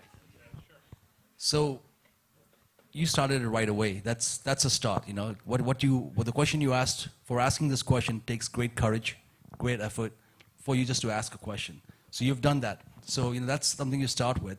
It's all about self-confidence. You keep pushing yourself. You know that you can do it, and you know if you feel what you're saying is right, and if you know there's something wrong or someone else is, if the teacher is wrong, or you know, if you feel it's not right, or you can add your input to it, I think you should always do that, because that helps you develop that confidence, which will then apply to the job space. Because when you're in the work, when you start working for companies like the new generation, like for our companies, if we're not looking at seniority, we'll know more. That mentality doesn't exist. Like where just because you're senior, like you would know everything. Even a junior can add value to the team by putting their inputs. So asking questions in forums like this, signing up, having the courage, you know, that itself has shown that, you know, you can definitely, you know, do great in your future workplace. I'll just add one thing. So, especially right now, I think we've all spoken about how communication is so important. And, you know, you can really respectfully disagree with people, right? So if you can think about, you know, I use that a lot when I speak to partners or when I speak to colleagues. I say, okay, I respect your decision, but let's agree to disagree, right? So I think that's very important, because, see, we live in a culture whereby if boy you're you know, we can, but don't say boy you're wrong. You could be wrong. I mean, just say, you know what, I think you are right, but I want to try this anyways, because I believe in this. And if you can position yourself in that way, the person will start supporting you, okay? Don't be confrontational. Don't go say, no, you're wrong, I'm right. No, because you don't know whether you're right also, right? So take that at benefit of the doubt and move forward, and just have that polite conversation, communicate with them, and try to figure out why is that person really doing that, right? People actually do that. Maybe they're protecting you based on their experience, but in terms of protecting, you're sheltered so much that you'll never grow, right? So it's a constant pull and push between that, and then have the patience, and then respectfully say you don't agree, but you want to try it anyways. And if they still don't agree, don't tell them, just do it anyways. Later than once you have evidence, then you can say, see, you didn't support me, but I really wanted this so bad, I did it myself. And later they will support you. That has happened to me many times. 10 out of 10 to both of you. I mean, the lady who asked the question, are you an entrepreneur or are you self-employed? No, you're still a student. Okay, now, because like, I always keep on focusing on communication because that's the key to success. Like, the world's best leaders, what they are good at is communication. So if you really want to build a team, then the communication is it, right? So there are a few exercises, I think now you can Google it and find out, right? So there are good group exercises whereby they teach you how to communicate and what wrong decisions a team can make if your communication is not right. So you might want to go that way as well. Yeah. Great. There was somebody else who had raised her hand at the back, I'm guessing. Yes, ma'am. Just the hand? Oh. Right there. Goals are aligned with your organization. The jet guy will tell you that. Well, you plan for it, but then it's not a one-day process. It's the culture or the processes has to have that feedback loop constantly, right? So when the person hires, let's say you start as a new hire, how do you induct that person? It starts from that get-go. How do you interview a person?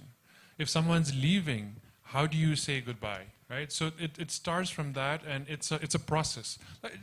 Again, I mean, I mentioned about that it's really important to humanize these things, right? We talk about companies and institutions, but we forget that we're all human beings at the end of the day, and it's, whether you are, say, Jeff Bezos or Jack Ma or somebody on the street, we are all pushed by the same wants.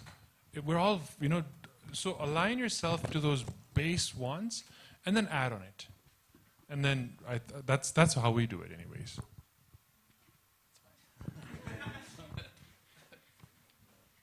Do we have any other questions from the audience? Yes, sir.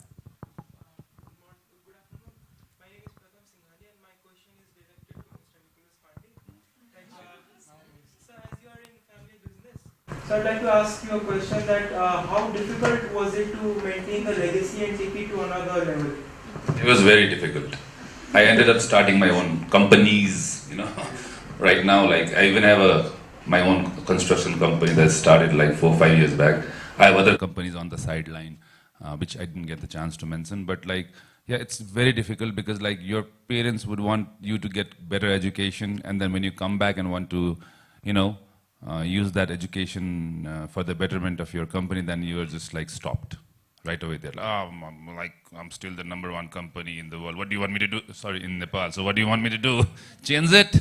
What for? So my father isn't exactly a person like I can go and say like talk about Nokia. Nokia was the #1 leading company, the leader in mobile phones 1 year, and the next year they were gone.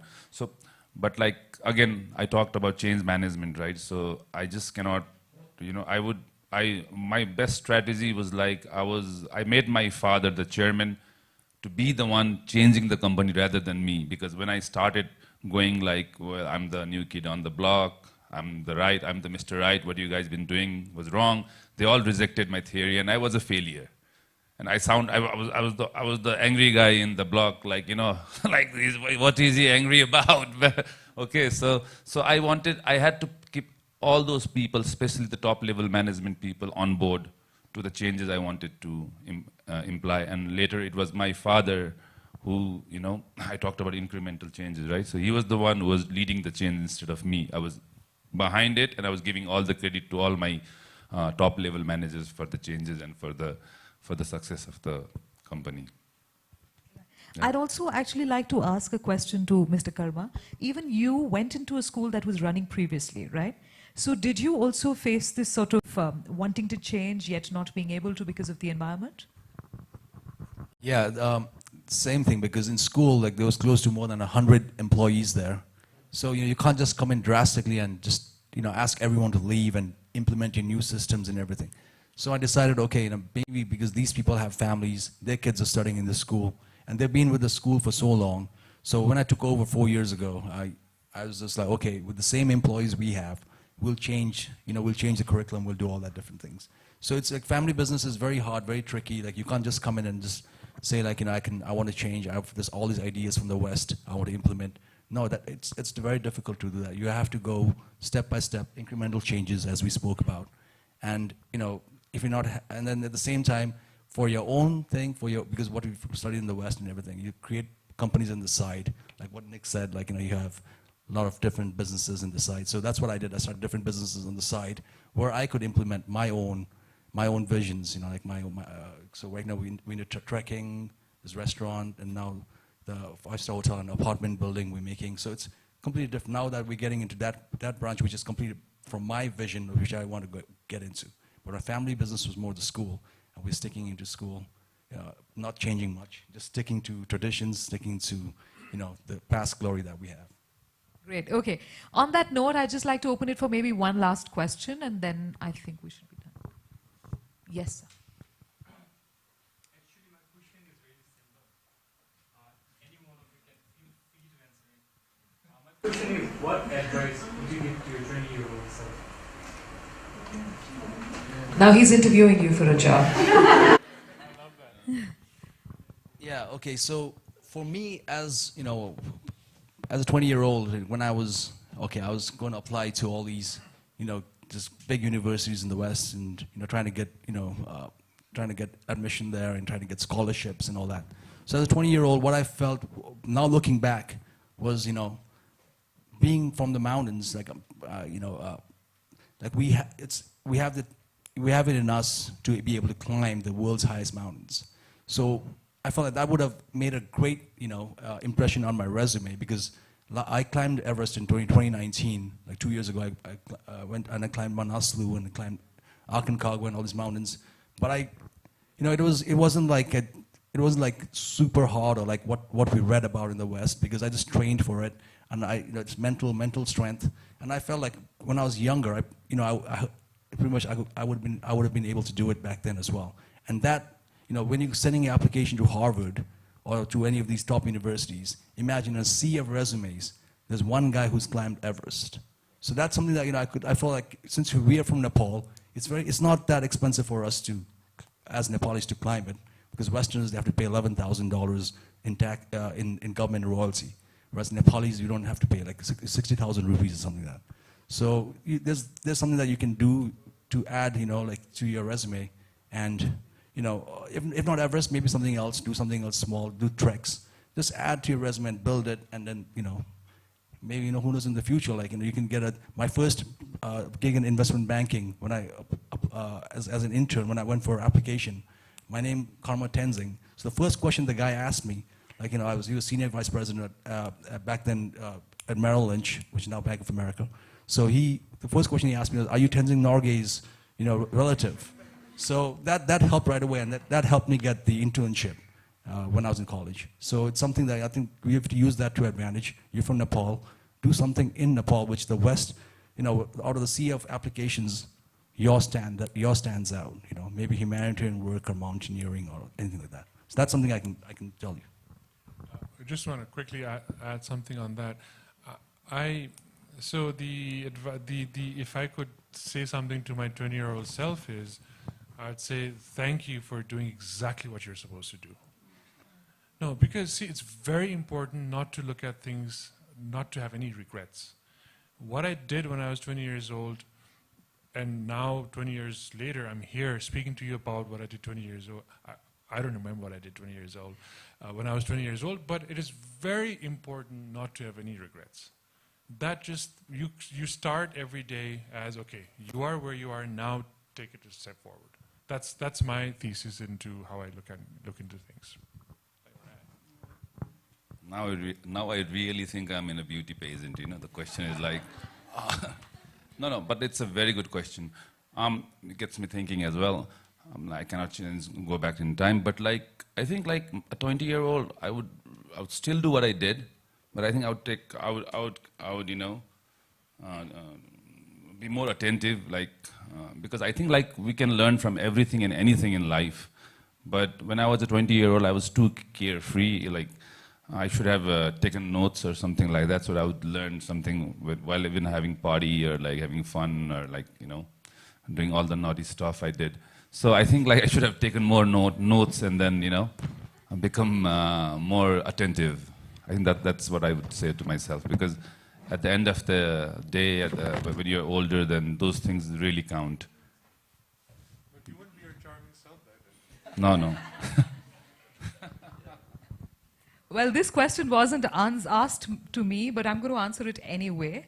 And if I could give one advice to my 20-year-old self, it would be this. In a year, your dad is going to force you to get married. Don't listen to him. But the point is, I did listen to him, which is why I'm here.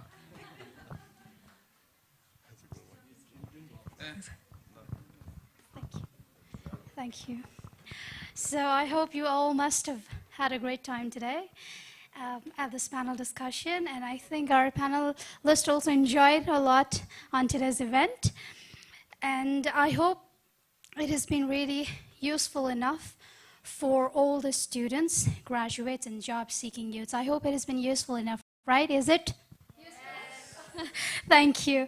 So now I would like to welcome our lady behind this whole idea, who returned after her education from Johns Hopkins University and has been empowering the youth in the country as a lead trainer for Government of Nepal, also a lecturer at Kathmandu College of Management, and as a corporate trainer and consultant for various organizations for the past 5 years. It would be a great pleasure to hear a few words from her. So let's welcome our founder, Icha Malla, for a few words.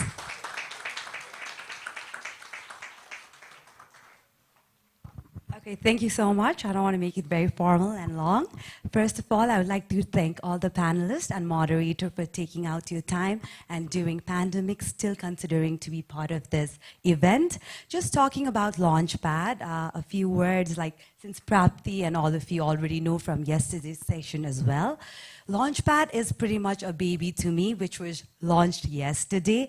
And as they say that to raise a kid while growing up as well, my parents used to always say to raise you guys, it was not just me and your father, it was the nannies, it was my grandparents, schools, colleges, teachers, the society, everything. Similarly, Launchpad, I could feel that by launching Launchpad, because there were a lot of people behind it to make it successful. It was just my idea. In 2017, when I actually went to this conference, which was hosted by ILO, so at that time, they said that 28% of graduates in Nepal are unemployed. And at that time, I was teaching KCM, and I was surprised. I was even working for HR companies as a consultant, and at that time, they would be like, we don't have good employees. We don't have good candidates. At that time, this Launchpad idea actually came into my mind, and pandemic is a mother of opportunity, because at this time I was able to launch this Launchpad, which wouldn't be possible at all again. Like raising a kid, it takes a village. For me, I needed all the supporters, all the panelists here, moderators. Yesterday I had a vice dean of Johns Hopkins University who took the session on career counseling, and then today the panelists in the morning, 3 panelists from HR field, and now the CEOs of most of the organization, and also the sponsors who actually trusted. When I went to them, I actually asked them, hey, are you guys hiring? Would you like to have a booth? And they were like, this is such a great idea. I would rather want to be part of it. Is it going to be every year? And then my answer was, it's not just going to be every year. I'm trying to make it twice every year, not just in Kathmandu, but all over Nepal, because this opportunity should not just be limited to students in Kathmandu, but all over Nepal. Your year, we are not possible to do it, but with with the help of television and all the social media, we're able to take these panel discussions and all the fruitful things throughout the country. So thank you so much. And one more thing I would like today, we didn't touch on the aviation sector. So since we have the country manager of Turkish Airlines, I would like you to share with the youth, like, what opportunities does aviation sector has there to offer to our youth in the country? Just that, because since you're here, that would be great if the youth here could hear from you. Sure. Thank you. First of all, I would like to thank for the organization and for the ideas starting from 2017. Nice to be with three young business people here, and also, of course, dear Mansi, who explains Nepal better than anyone else. So we have to say that. So yes, today I learned one thing, let me tell you. Of course, experimenting, experiencing, these are very important. But also we have to learn from others' failures, because sometimes we don't have enough time to do all the failures. So learning from their experiences, their failures, the change management side especially, was a good experience for all of us. From the aviation perspective, I mean, Nepal has a big potential for tourism. And tourism and aviation is like twins.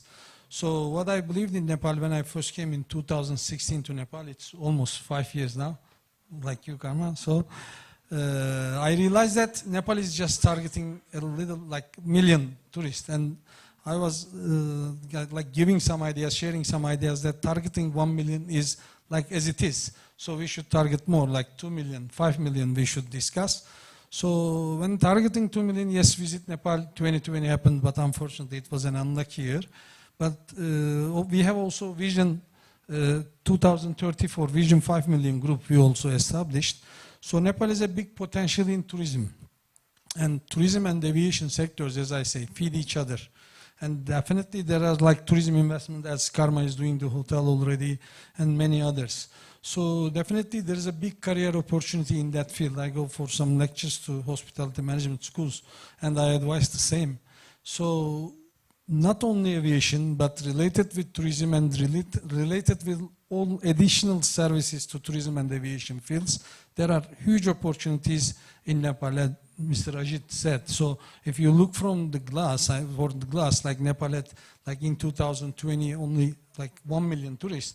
But if you see that there is a potential to go up to 5 million, then you will find many areas. And definitely then start asking questions to yourself. What can be done? What is there? What is not here?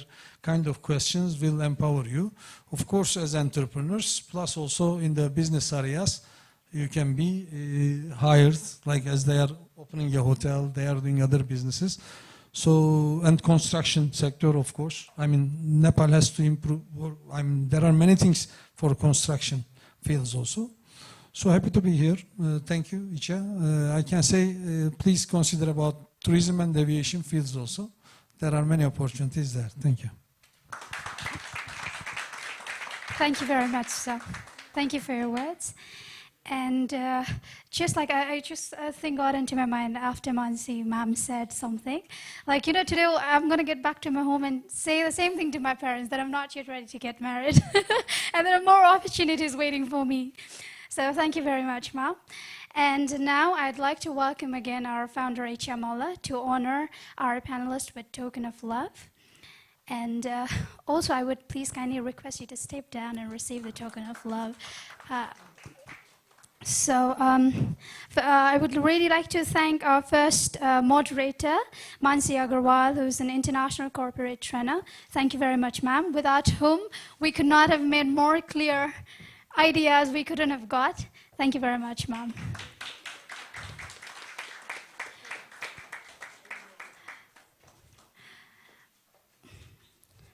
Ma'am, can we wait 2 minutes for a picture too, so that we can share it and, you know, Viber?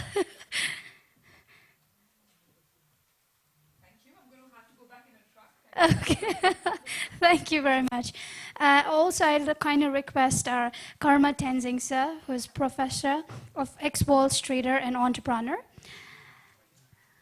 Thank you very much, sir, for your precious time and sharing your wonderful ideas with us.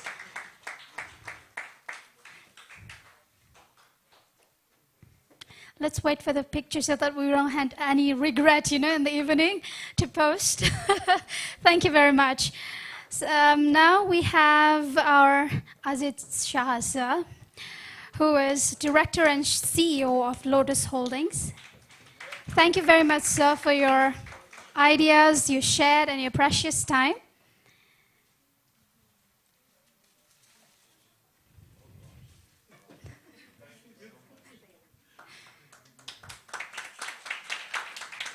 Thank you, sir. And similarly, I'd like to welcome our Nicholas Pandey, sir, as an Executive Director of Kalika Construction. Thank you, sir, very much for your actually very sarcastic humor as well. We all have had a very great time here. Thank you very much, sir. Thank you for your presence.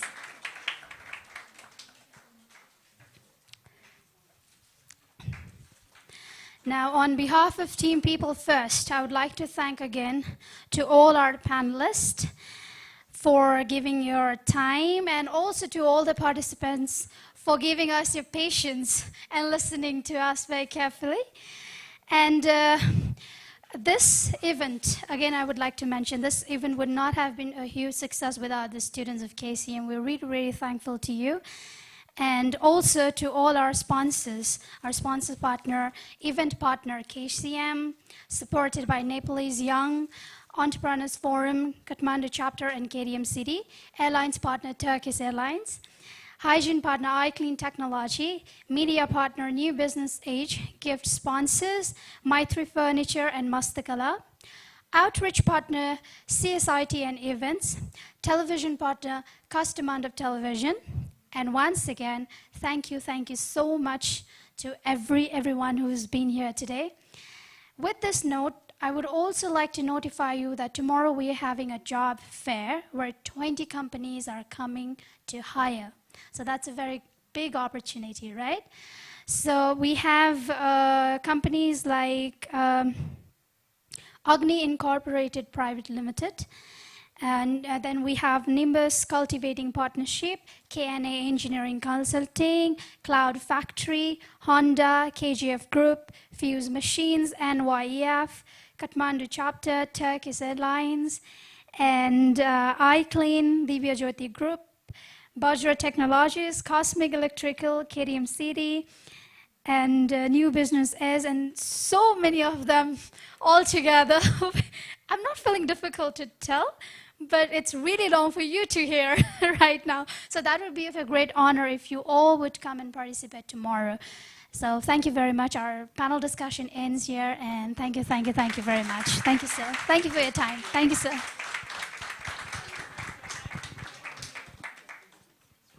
Oh, yes. Excuse me, sir. So may I request for a group photo so that, yeah, please. Yeah, you can step down.